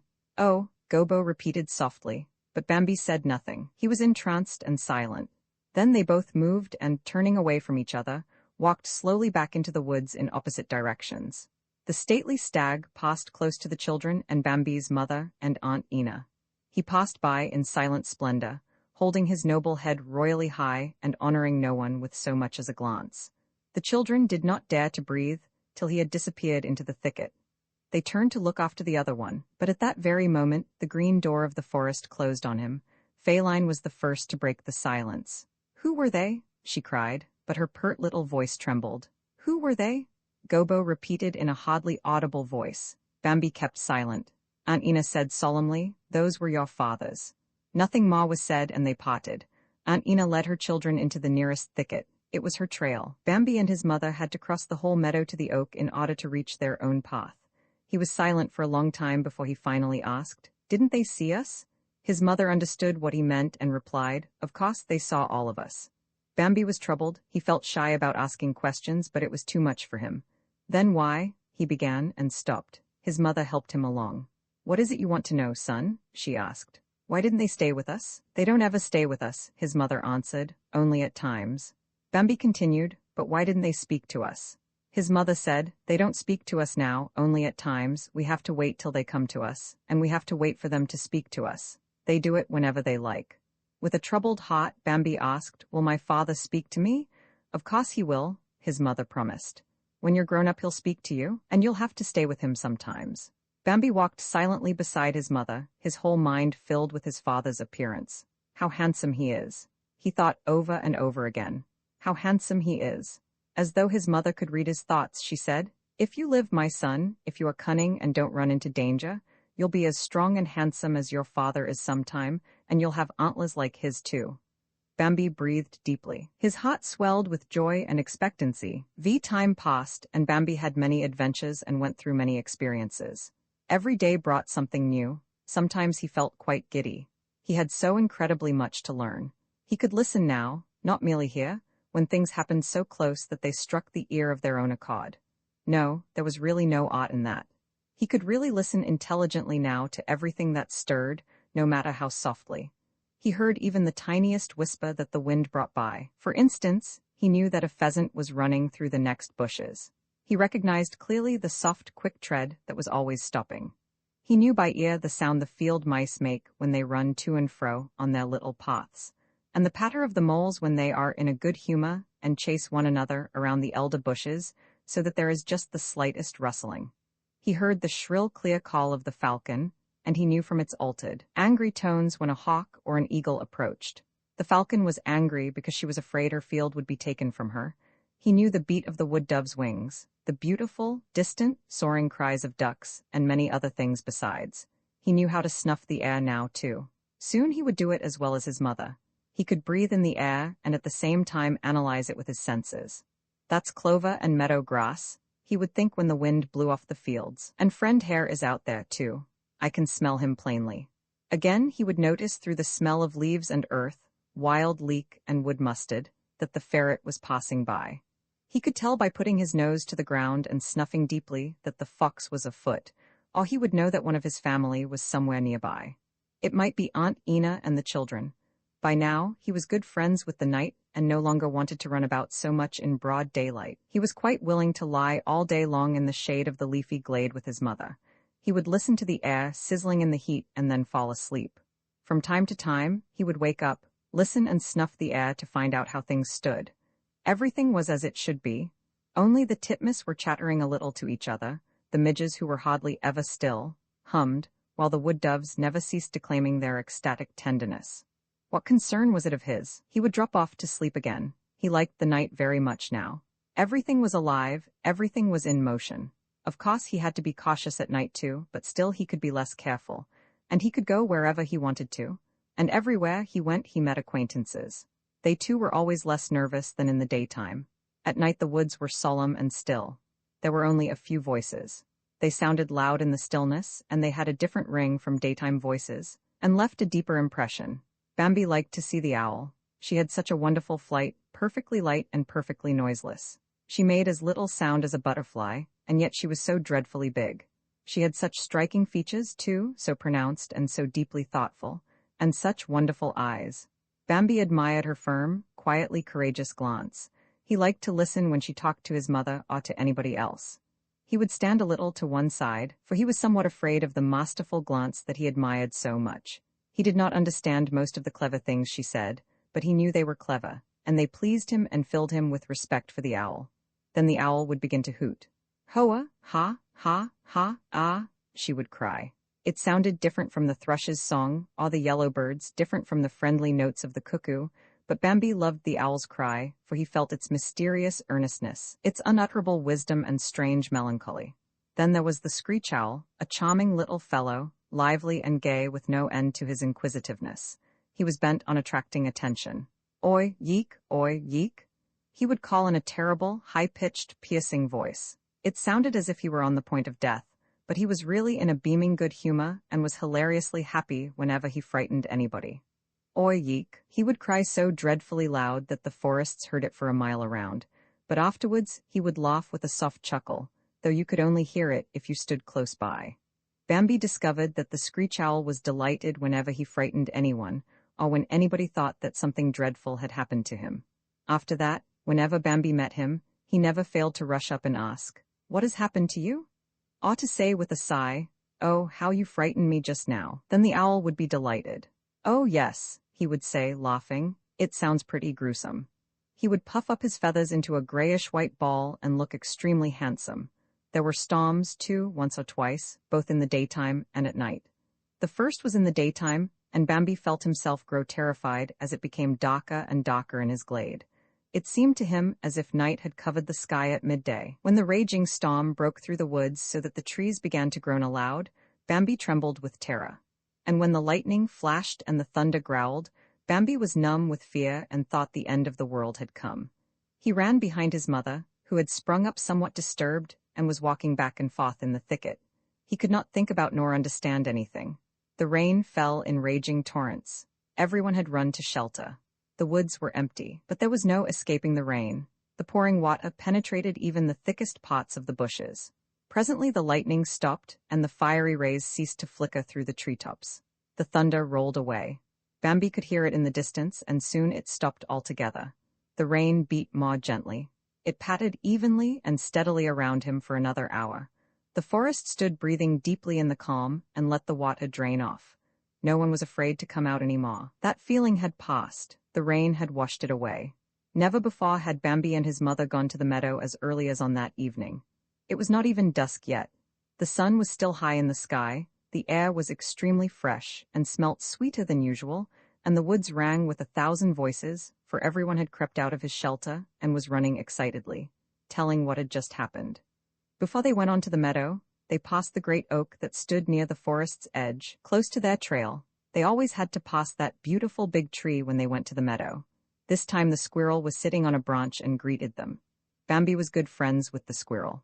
The first time he met him, he took him for a very small deer because of the squirrel's red coat and stared at him in surprise. But Bambi had been very childish at that time and had known nothing at all. The squirrel pleased him greatly from the first.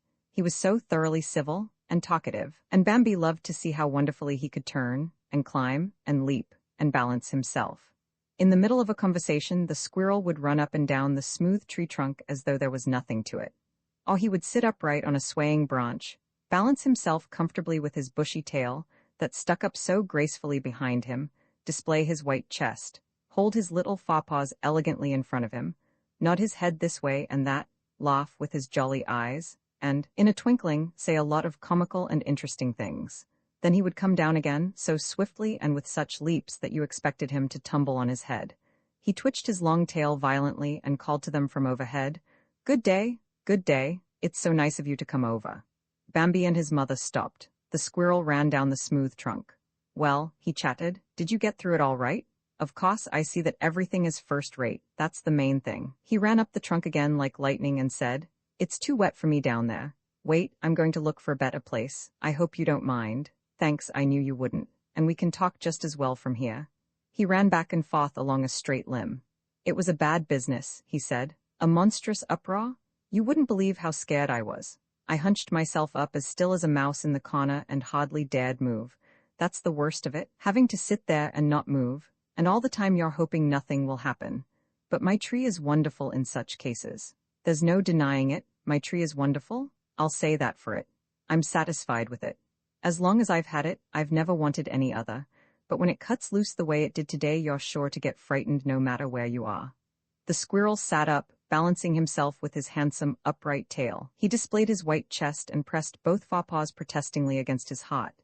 You believed, without his adding anything, that he had been excited.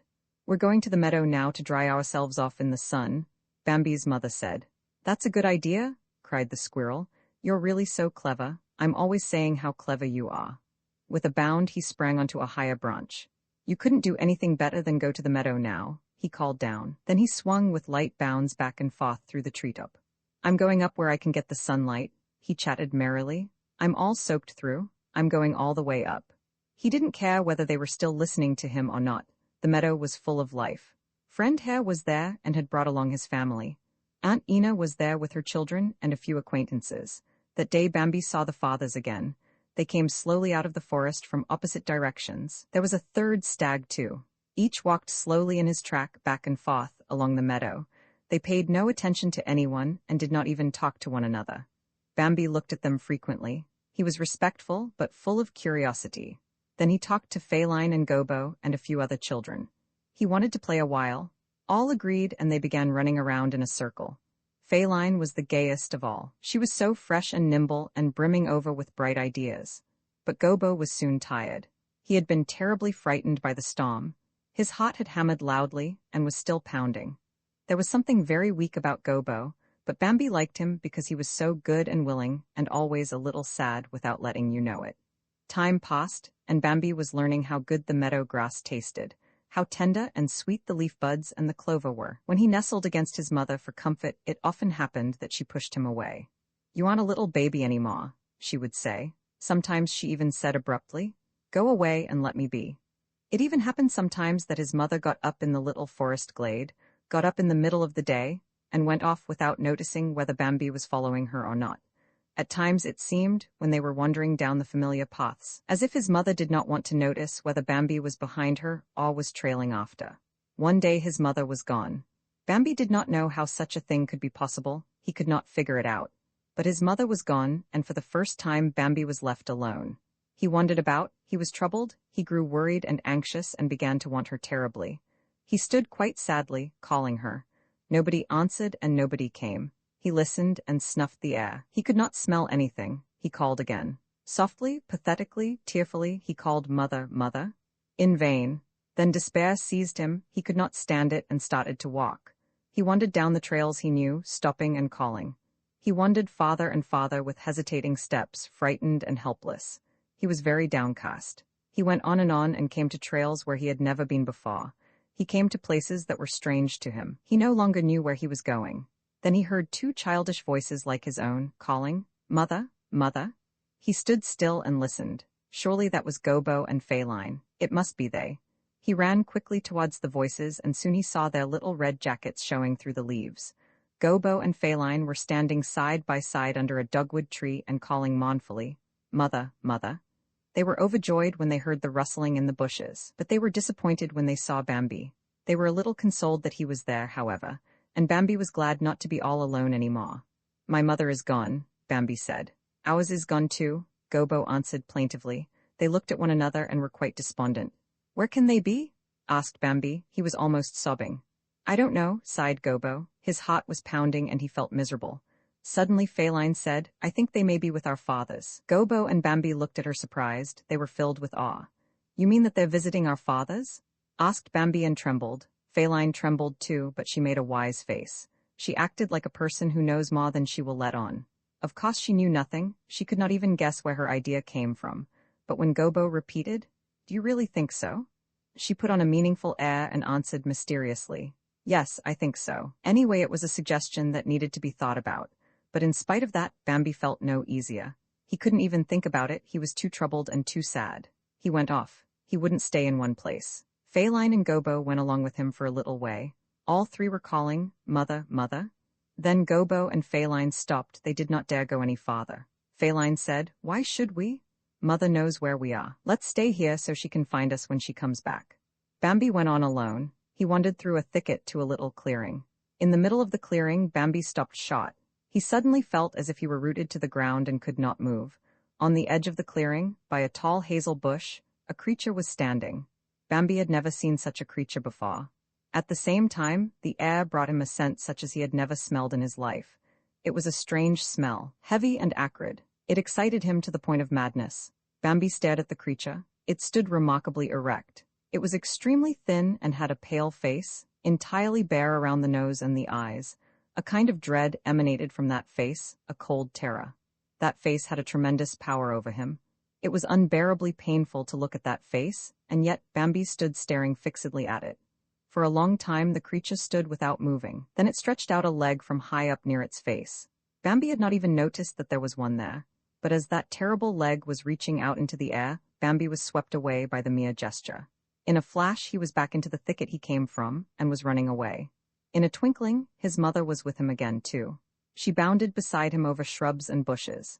They ran side by side as fast as they could. His mother was in the lead. She knew the way, and Bambi followed. They ran till they came to their glade. "Did you see him?" asked the mother softly. Bambi could not answer. He had no breath left. He only nodded. "That was he," said the mother, and they both shuddered. Bambi was often alone now. But he was not so troubled about it as he had been the first time.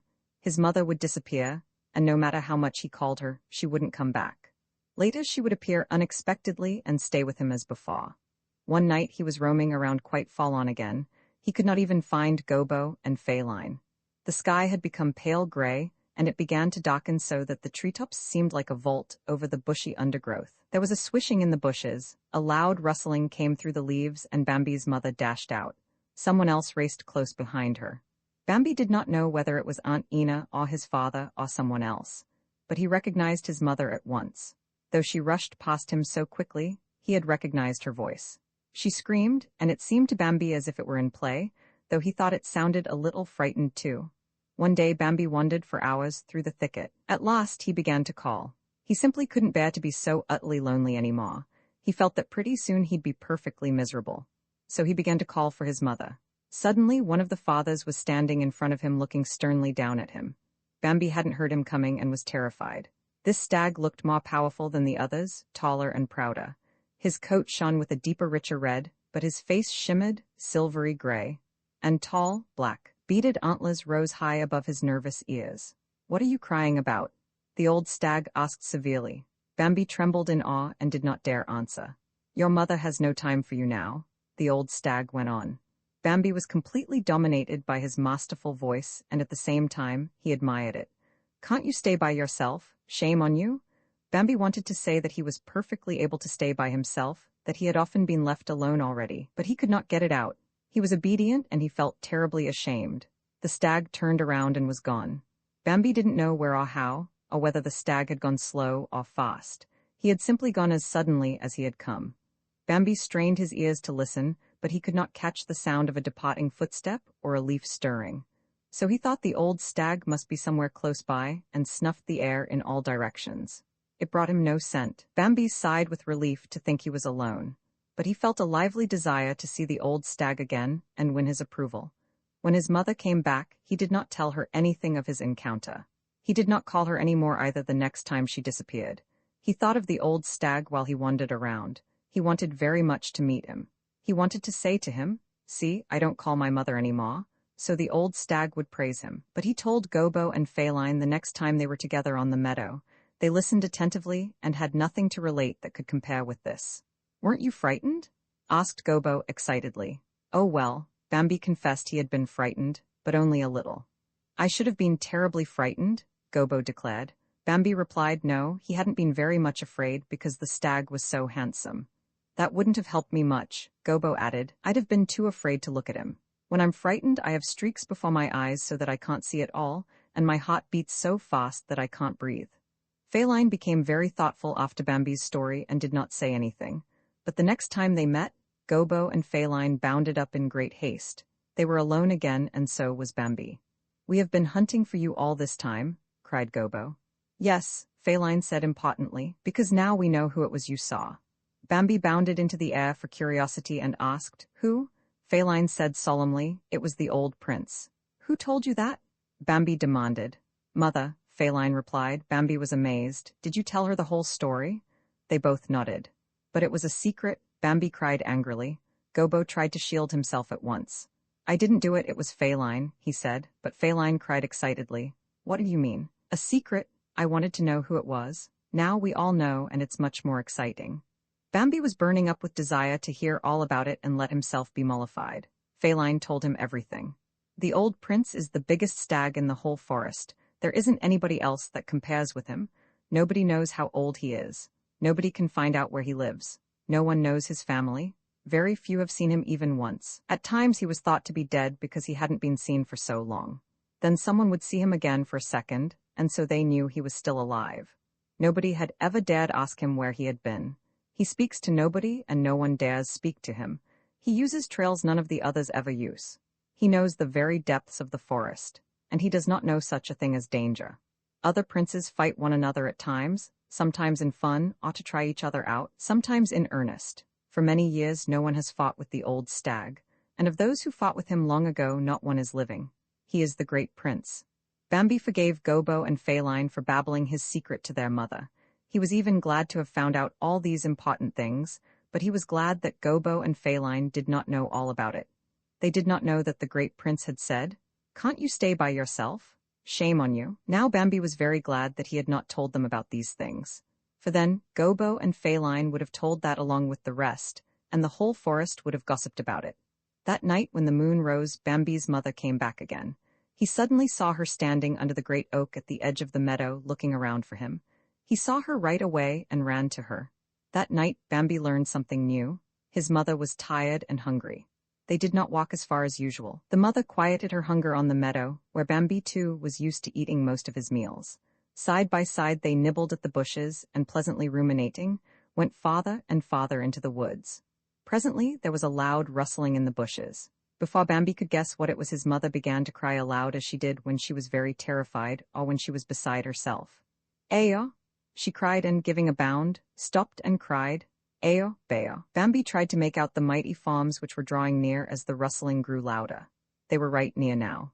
They resembled Bambi and Bambi's mother, Aunt Ina, and all the rest of his family, but they were gigantic and so powerfully built that he stared up at them overcome.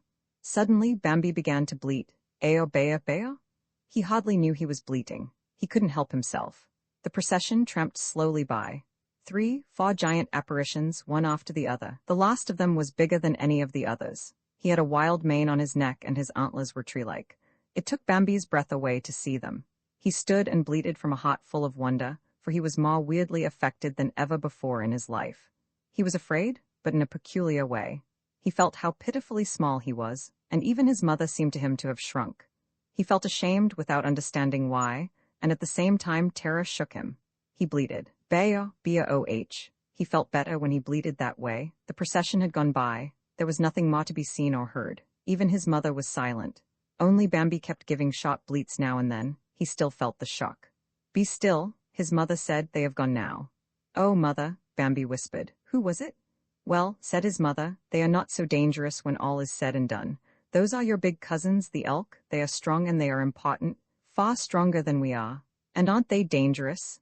Bambi asked. Not as a rule, his mother explained. Of course, a good many things are said to have happened. This and that is told about them, but I don't know if there is any truth in such gossip or not. They've never done any harm to me or to any one of my acquaintances. Why should they do anything to us? Asked Bambi, if they are cousins of ours. He wanted to feel calm, but he kept trembling. Oh, they never do anything to us, his mother answered. But I don't know why. I'm frightened whenever I see them. I don't understand it myself, but it happens that way every time. Bambi was gradually reassured by her words, but he remained thoughtful. Right above him in the branches of an alder, the screech owl was hooting in his blood-curdling way. Bambi was distracted and forgot to act as if he had been frightened, but the screech owl flew by anyhow and asked, Didn't I frighten you? Of course, Bambi replied, you always frighten me. The screech owl chuckled softly. He was pleased. I hope you don't hold it against me, he said. It's just my way. He fluffed himself up so that he resembled a ball, sank his bill in his foamy white feathers, and put on a terribly wise and serious face. He was satisfied with himself. Bambi pawed out his heart to him. Do you know? He began slyly. I've just had a much worse fright. Indeed? Said the owl, displeased. Bambi told him about his encounter with his giant relations. Don't talk to me about relations, the owl exclaimed. I've got relations too, but I only fly around in the daytime, so they are all down on me now. No, there isn't much use in relations. If they're bigger than you are, they're no good to you, and if they're smaller, they're worth still less. If they're bigger than you can't bear them because they're proud, and if they're smaller, they can't bear you because you're proud. No, I prefer to have nothing to do with the whole crowd. But I don't even know my relations, Bambi said, laughing shyly. I never heard of them, I never saw them before today. Don't bother about such people, the screech owl advised. Believe me, and he rolled his eyes significantly, believe me, it's the best way. Relatives are never as good as friends. Look at us. We're not related in any way, but we're good friends, and that's much better. Bambi wanted to say something else, but the screech owl went on. I've had experience with such things. You are still too young, but believe me, I know better. Besides, I don't like to get mixed up in family affairs. He rolled his eyes thoughtfully and looked so impressive with his serious face that Bambi kept a discreet silence. Roman 7. Another night passed, and morning brought an event. It was a cloudless morning, dewy and fresh. All the leaves on the trees and the bushes seemed suddenly to smell sweeter. The meadows sent up great clouds of perfume to the treetops. Peep, said the titmouse when they awoke. They said it very softly, but since it was still gray dawn, they said nothing else for a while. For a time it was perfectly still. Then a crow's hoarse, rasping caw sounded far above in the sky. The crows had awakened and were visiting one another in the treetops. The magpie answered at once. Shack-a-rack-shack, did you think I was still asleep? Then 100 small voices started in very softly here and there. Peep, peep, tew. Sleep in the dark were still in these sounds, and they came from far apart. Suddenly a blackbird flew to the top of a beech. She perched way up on the topmost twig that stuck up thin against the sky and sat there watching how, far away over the trees, the night-weary, pale gray heavens were glowing in the distant east and coming to life. Then she commenced to sing. Her little black body seemed only a tiny dark speck at that distance. She looked like a dead leaf. but she pawed out her song in a great flood of rejoicing through the whole forest, and everything began to stir. The finches wobbled, the little red throat and the goldfinch were heard. The doves rushed from place to place with a loud clapping and rustling of wings. The pheasants cackled as though their throats would burst. The noise of their wings, as they flew from their roosts to the ground, was soft but powerful. They kept uttering their metallic, splintering call with its soft, ensuing chuckle. Far above the falcons cried sharply and joyously, "Yeah, yeah, yeah." The sun rose. "Do you?" The yellow bird rejoiced. He flew to and fro among the branches, and his round, yellow body flashed in the morning light like a winged ball of gold. Bambi walked under the great oak on the meadow. It sparkled with dew. It smelled of grass and flowers and moist earth, and whispered of 1,000 living things. Friend Hare was there, and seemed to be thinking over something important. A haughty pheasant strutted slowly by, nibbling at the grass seeds and peering cautiously in all directions. The dark, metallic blue on his neck gleamed in the sun. One of the princes was standing close to Bambi. Bambi had never seen any of the fathers so close before. The stag was standing right in front of him next to the hazel bush and was somewhat hidden by the branches. Bambi did not move. He wanted the prince to come out completely, and was wondering whether he dared speak to him. He wanted to ask his mother and looked around for her, but his mother had already gone away and was standing some distance off, beside Aunt Ina. At the same time, Gobbo and Feline came running out of the woods. Bambi was still thinking it over without stirring. If he went up to his mother and the others now, he would have to pass by the prince. He felt as if he couldn't do it. "Oh well," he thought. "I don't have to ask my mother first. The old prince spoke to me and I didn't tell mother anything about it. I'll say, 'Good morning, prince.' He can't be offended at that, but if he does get angry, I'll run away fast." Bambi struggled with his resolve, which began to waver again. Presently the prince walked out from behind the hazel bush onto the meadow. "Now," thought Bambi. Then there was a crash like thunder. Bambi shrank together and didn't know what had happened. He saw the prince leap into the air under his very nose and watched him rush past him into the forest with one great bound. Bambi looked around in a daze. The thunder still vibrated. He saw how his mother and Aunt Ina, Gobbo and Feline fled into the woods. He saw how Friend Hare scurried away like mad. He saw the pheasant running with his neck outstretched. He noticed that the forest grew suddenly still. He started and sprang into the thicket. He had made only a few bounds when he saw the prince lying on the ground in front of him, motionless. Bambi stopped horrified, not understanding what it meant. The prince lay bleeding from a great wound in his shoulder. He was dead. "Don't stop!" a voice beside him commanded. It was his mother who rushed past him at full gallop. "Run," she cried. "Run as fast as you can." She did not slow up but raced ahead, and her command brought Bambi after her. He ran with all his might. "What is it, mother?" he asked. "What is it, mother?" His mother answered between gasps, "It was he." Bambi shuddered and they ran on. At last they stopped for lack of breath. "What did you say? Tell me what it was you said," a soft voice called down from overhead. Bambi looked up. The squirrel came chattering through the branches. "I ran the whole way with you," he cried. "It was dreadful." "Were you there?" asked the mother. "Of course I was there," the squirrel replied. "I am still trembling in every limb." He sat erect, balancing with his splendid tail, displaying his small white chest and holding his forepaws protestingly against his body. "I'm beside myself with excitement," he said. "I'm quite weak from fright myself," said the mother. "I don't understand it, not one of us saw a thing." "Is that so?" the squirrel said pettishly. "I saw him long before." "So did I," another voice cried. It was the magpie. She flew past and settled on a branch. "So did I," came a croak from above. It was the jay who was sitting on an ash. A couple of crows in the treetops cawed harshly. "We saw him too." They all sat around talking impotently. They were unusually excited and seemed to be full of anger and fear. Whom? Bambi thought. Whom did they see? "I tried my best," the squirrel was saying, pressing his forepaws protestingly against his heart. "I tried my best to warn the poor prince." "And I," the jay rasped. "How often did I scream? But he didn't care to hear me." "He didn't hear me either," the magpie croaked. "I called him at least 10 times. I wanted to fly right past him, for thought I, he hasn't heard me yet. I'll fly to the hazel bush where he's standing. He can't help hearing me there." But at that minute it happened. "My voice is probably louder than yours, and I want him as well as I could," the crow said in an impudent tone. "But gentlemen of that stamp pay little attention to the likes of us." "Much too little, really," the squirrel agreed. "Well, we did what we could," said the magpie.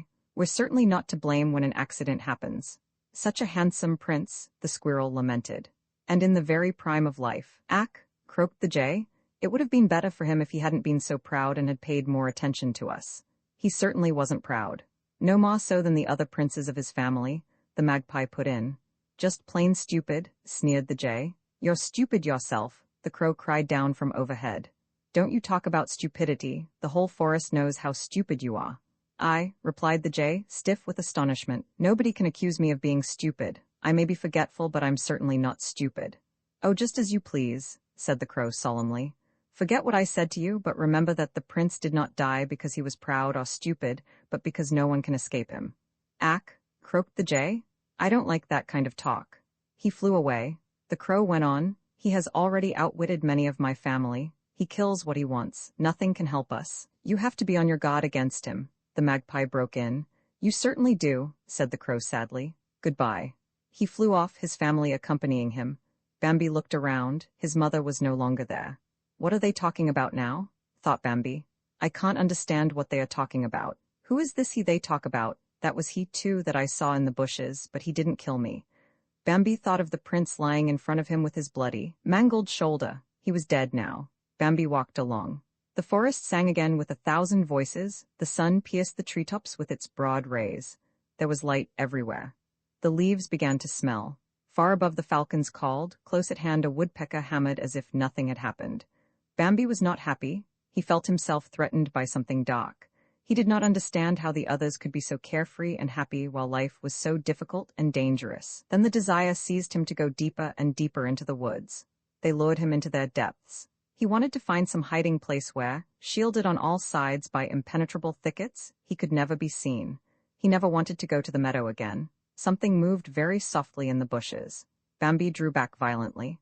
The old stag was standing in front of him. Bambi trembled. He wanted to run away, but he controlled himself and remained. The old stag looked at him with his great deep eyes and asked, Were you out there before? Yes, Bambi said softly. His heart was pounding in his throat. Where is your mother? Asked the stag. Bambi answered still very softly, I don't know. The old stag kept gazing at him. And still you're not calling for her? He said. Bambi looked into the noble, iron-gray face, looked at the stag's antlers, and suddenly felt full of courage. I can stay by myself, too, he said. The old stag considered him for a while. Then he asked gently, Aren't you the little one that was crying for his mother not long ago? Bambi was somewhat embarrassed, but his courage held. Yes, I am, he confessed. The old stag looked at him in silence, and it seemed to Bambi as if those deep eyes gazed still more mildly. You scolded me then, Prince, he cried excitedly, because I was afraid of being left alone. Since then, I haven't been. The stag looked at Bambi appraisingly and smiled a very slight, hardly noticeable smile. Bambi noticed it, however. Noble Prince, he asked confidently, what has happened? I don't understand it. Who is this he they are all talking about? He stopped, terrified by the dark glance that bade him be silent. Another pause ensued. The old stag was gazing past Bambi into the distance. Then he said slowly, Listen, smell and see for yourself. Find out for yourself. He lifted his antlered head still higher. Farewell, he said, nothing else. Then he vanished. Bambi stood transfixed and wanted to cry, but that farewell still rang in his ears and sustained him. Farewell, the old stag had said, so he couldn't have been angry. Bambi felt himself thrill with pride, felt inspired with a deep earnestness. Yes, life was difficult and full of danger. But come what might, he would learn to bear it all. He walked slowly deeper into the forest. Roman 8. The leaves were falling from the great oak at the meadow's edge. They were falling from all the trees. One branch of the oak reached high above the others and stretched far out over the meadow. 2 leaves clung to its very tip. It isn't the way it used to be, said one leaf to the other. No, the other leaf answered. So many of us have fallen off tonight, we're almost the only ones left on our branch. You never know who's going to go next, said the first leaf. Even when it was warm and the sun shone, a storm or a cloudburst would come sometimes, and many leaves were torn off, though they were still young. You never know who's going to go next. The sun seldom shines now, sighed the second leaf, and when it does it gives no warmth. We must have warmth again. Can it be true, said the first leaf. Can it really be true that others come to take our places when we're gone and after them still others, and more? It is really true, whispered the second leaf. We can't even begin to imagine it, it's beyond our powers. It makes me very sad, added the first leaf. They were silent a while. Then the first leaf said quietly to herself, Why must we fall? The second leaf asked, What happens to us when we have fallen? We sink down. What is under us? The first leaf answered, I don't know, some say one thing, some another, but nobody knows. The second leaf asked, do we feel anything? Do we know anything about ourselves when we're down there? The first leaf answered, who knows? Not one of all those down there has ever come back to tell us about it. They were silent again. Then the first leaf said tenderly to the other, don't worry so much about it, you're trembling. That's nothing, the second leaf answered. I tremble at the least thing now. I don't feel so sure of my hold as I used to. Let's not talk any more about such things, said the first leaf. The other replied, no, we'll let be. But what else shall we talk about? She was silent, but went on after a little while. Which of us will go first? There's still plenty of time to worry about that, the other leaf assured her. Let's remember how beautiful it was, how wonderful, when the sun came out and shone so warmly that we thought we'd burst with life. Do you remember? And the morning dew, and the mild and splendid nights. Now the nights are dreadful, the second leaf complained, and there is no end to them. We shouldn't complain, said the first leaf gently. We've outlived many, many others. Have I changed much? Asked the second leaf shyly but determinedly. Not in the least, the first leaf assured her. You only think so because I've got to be so yellow and ugly, but it's different in your case. You're fooling me, the second leaf said. No, really? The first leaf exclaimed eagerly. Believe me, you're as lovely as the day you were born. Here and there may be a little yellow spot, but it's hardly noticeable and only makes you handsomer, believe me. Thanks, whispered the second leaf, quite touched. I don't believe you, not altogether, but I thank you because you're so kind. You've always been so kind to me. I'm just beginning to understand how kind you are. Hush, said the other leaf, and kept silent herself, for she was too troubled to talk any more. Then they were both silent. Hours passed. A moist wind blew, cold and hostile, through the treetops. Ah, now, said the second leaf. Then her voice broke off. She was torn from her place and spun down. Winter had come. Roman 9, Bambi noticed that the world was changed. It was hard for him to get used to this altered world. They had all lived like rich folk, and now had fallen upon hard times. For Bambi knew nothing but abundance. He took it for granted that he would always have plenty to eat. He thought he would never need to trouble about food. He believed he would always sleep in the lovely green-leafed glade where no one could see him, and would always go about in his smooth, handsome, glossy red coat. Now everything was changed without his having noticed the change take place. The process that was ending had seemed only a series of episodes to him. It pleased him to see the milk-white veils of mist steam from the meadow in the morning, or drop suddenly from the gray sky at dawn. They vanished so beautifully in the sunshine. The hoar-frost that covered the meadow with such dazzling whiteness delighted him too. Sometimes he liked to listen to his big cousins the elks. The whole forest would tremble with their kingly voices. Bambi used to listen and be very much frightened, but his heart would beat high with admiration when he heard them calling.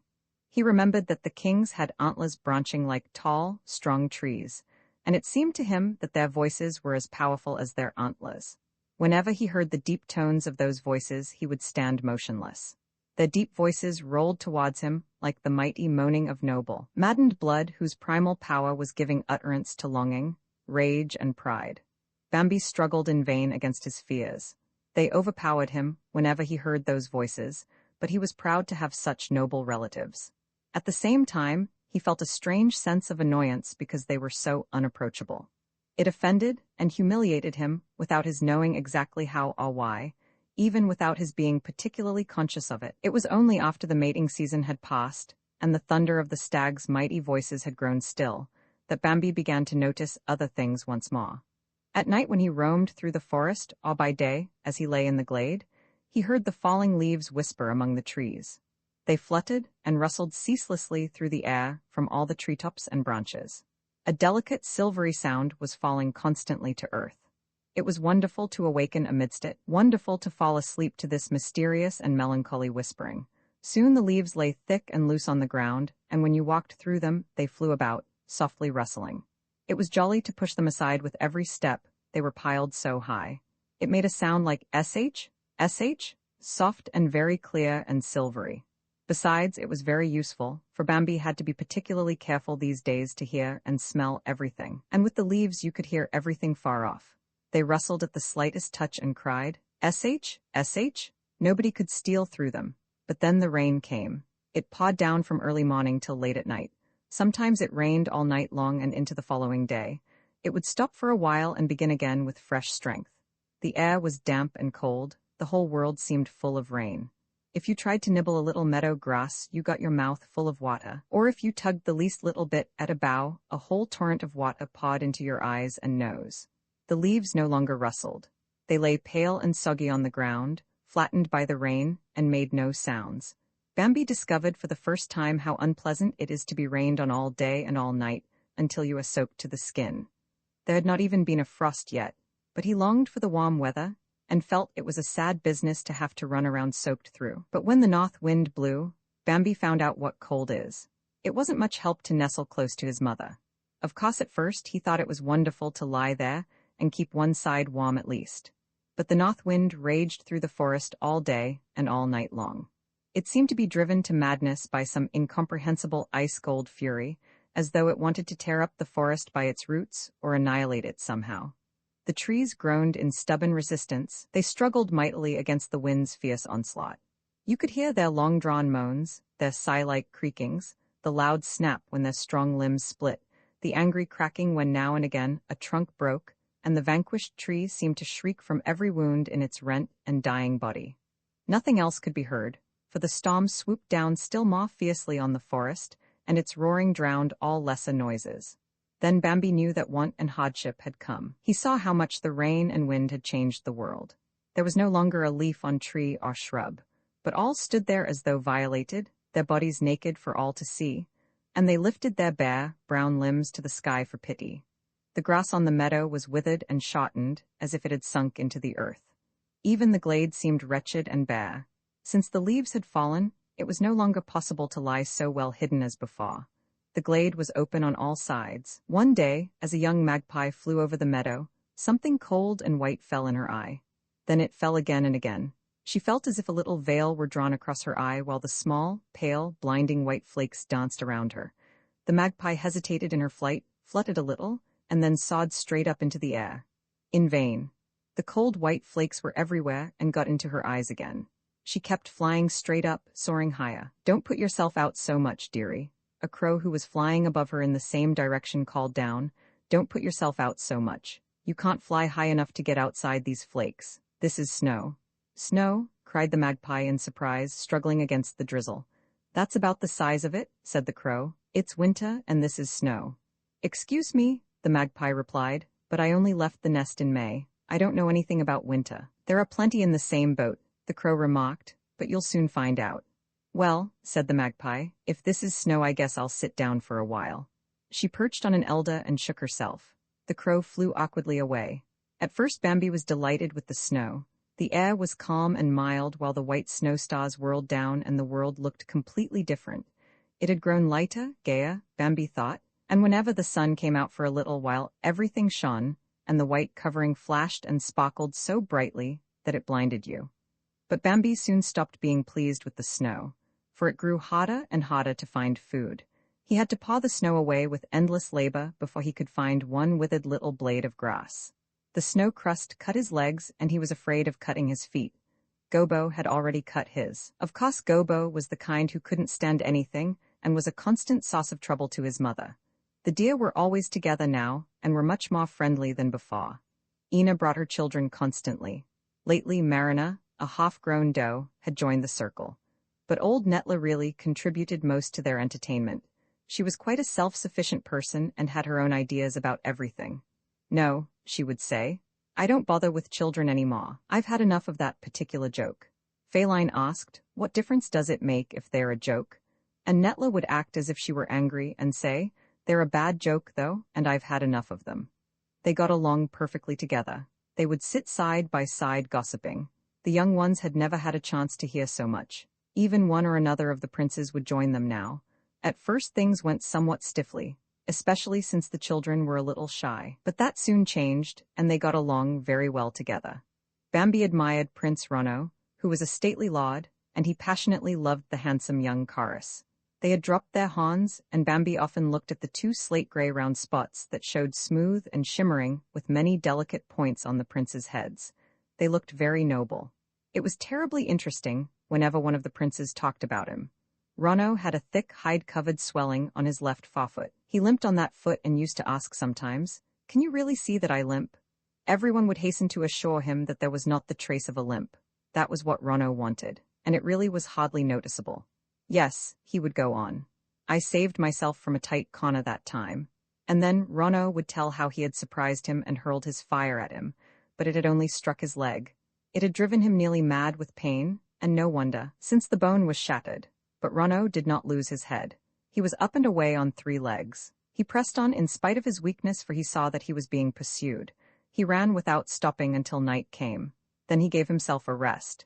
But he went on the next morning until he felt he was in safety. Then he took care of himself, living alone in hiding, waiting for his wound to heal. At last he came out again and was a hero. He limped, but he thought no one noticed it. They were often together now for long periods and told many stories. Bambi heard more about him than ever before. They told how terrible he was to look at. No one could bear to look at his pale face. Bambi knew that already from his own experience. They spoke too about his smell, and again, Bambi could have spoken if he had not been too well brought up to mix in his elders' conversation. They said that his smell differed each time in 100 subtle ways, and yet you could tell it in an instant, for it was always exciting, unfathomable, mysterious, and terrible. They told how he used only 2 legs to walk with, and they spoke of the amazing strength of his 2 hands. Some of them did not know what hands were. But when it was explained, old Netla said, "I don't see anything so surprising in that. A squirrel can do everything you tell about just as well, and every little mouse can perform the same wonders." She turned away her head disdainfully. "Oh no," cried the others, and they gave her to understand that those were not the same things at all, but old Netla was not to be cowed. "What about the falcon?" she exclaimed. "And the buzzard? And the owl? They've got only 2 legs, and when they want to catch something they simply stand on one leg and grab with the other. That's much harder, and he certainly can't do that." Old Netla was not at all inclined to admire anything connected with him. She hated him with all her heart. "He is loathsome," she said, and she stuck to that. Besides, nobody contradicted her, since nobody liked him. But the talk grew more complicated when they told how he had a 3rd hand, not 2 hands merely, but a 3rd hand.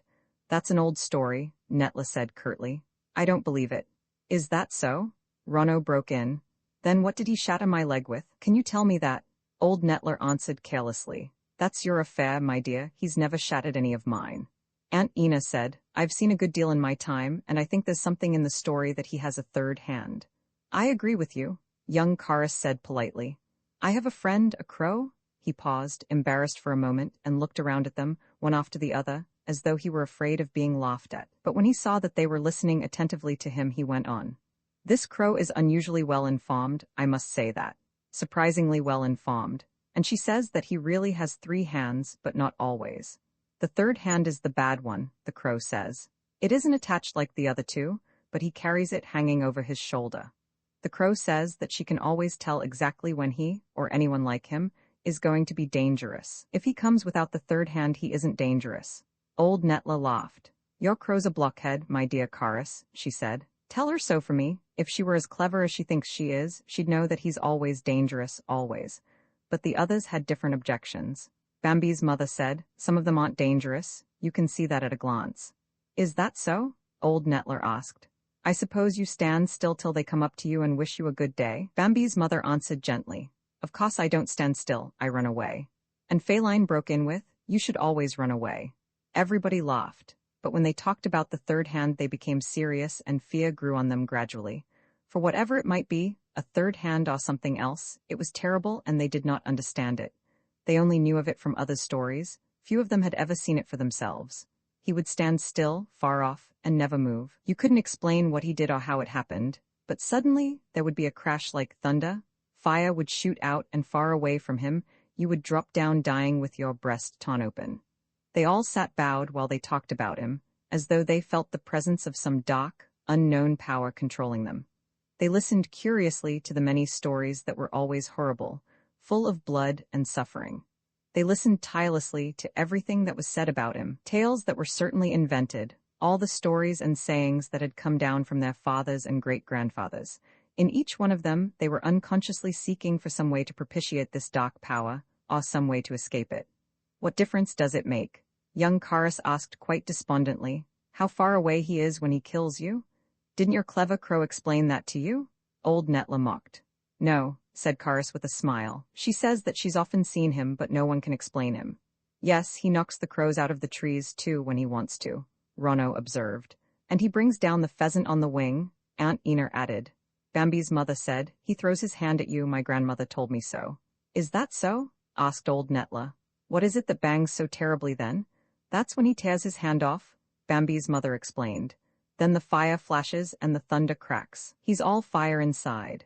Excuse me, said Rono. It's true that he's all fire inside, but that about his hand is wrong. A hand couldn't make such wounds. You can see that for yourself. It's much more likely that it's a tooth he throws at us. A tooth would explain a great many things, you know. You really die from his bite. Will he never stop hunting us? Young Chorus sighed. Then Marina spoke, the young half-grown doe. They say that sometime he'll come to live with us and be as gentle as we are. He'll play with us then, and the whole forest will be happy, and we'll be friends with him.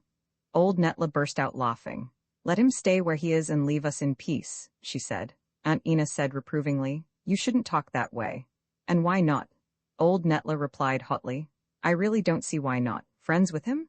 He's murdered us ever since we can remember, every one of us, our sisters, our mothers, our brothers. Ever since we came into the world he's given us no peace, but has killed us wherever we showed our heads. And now we're going to be friends with him. What nonsense? Marina looked at all of them out of her big, calm, shining eyes.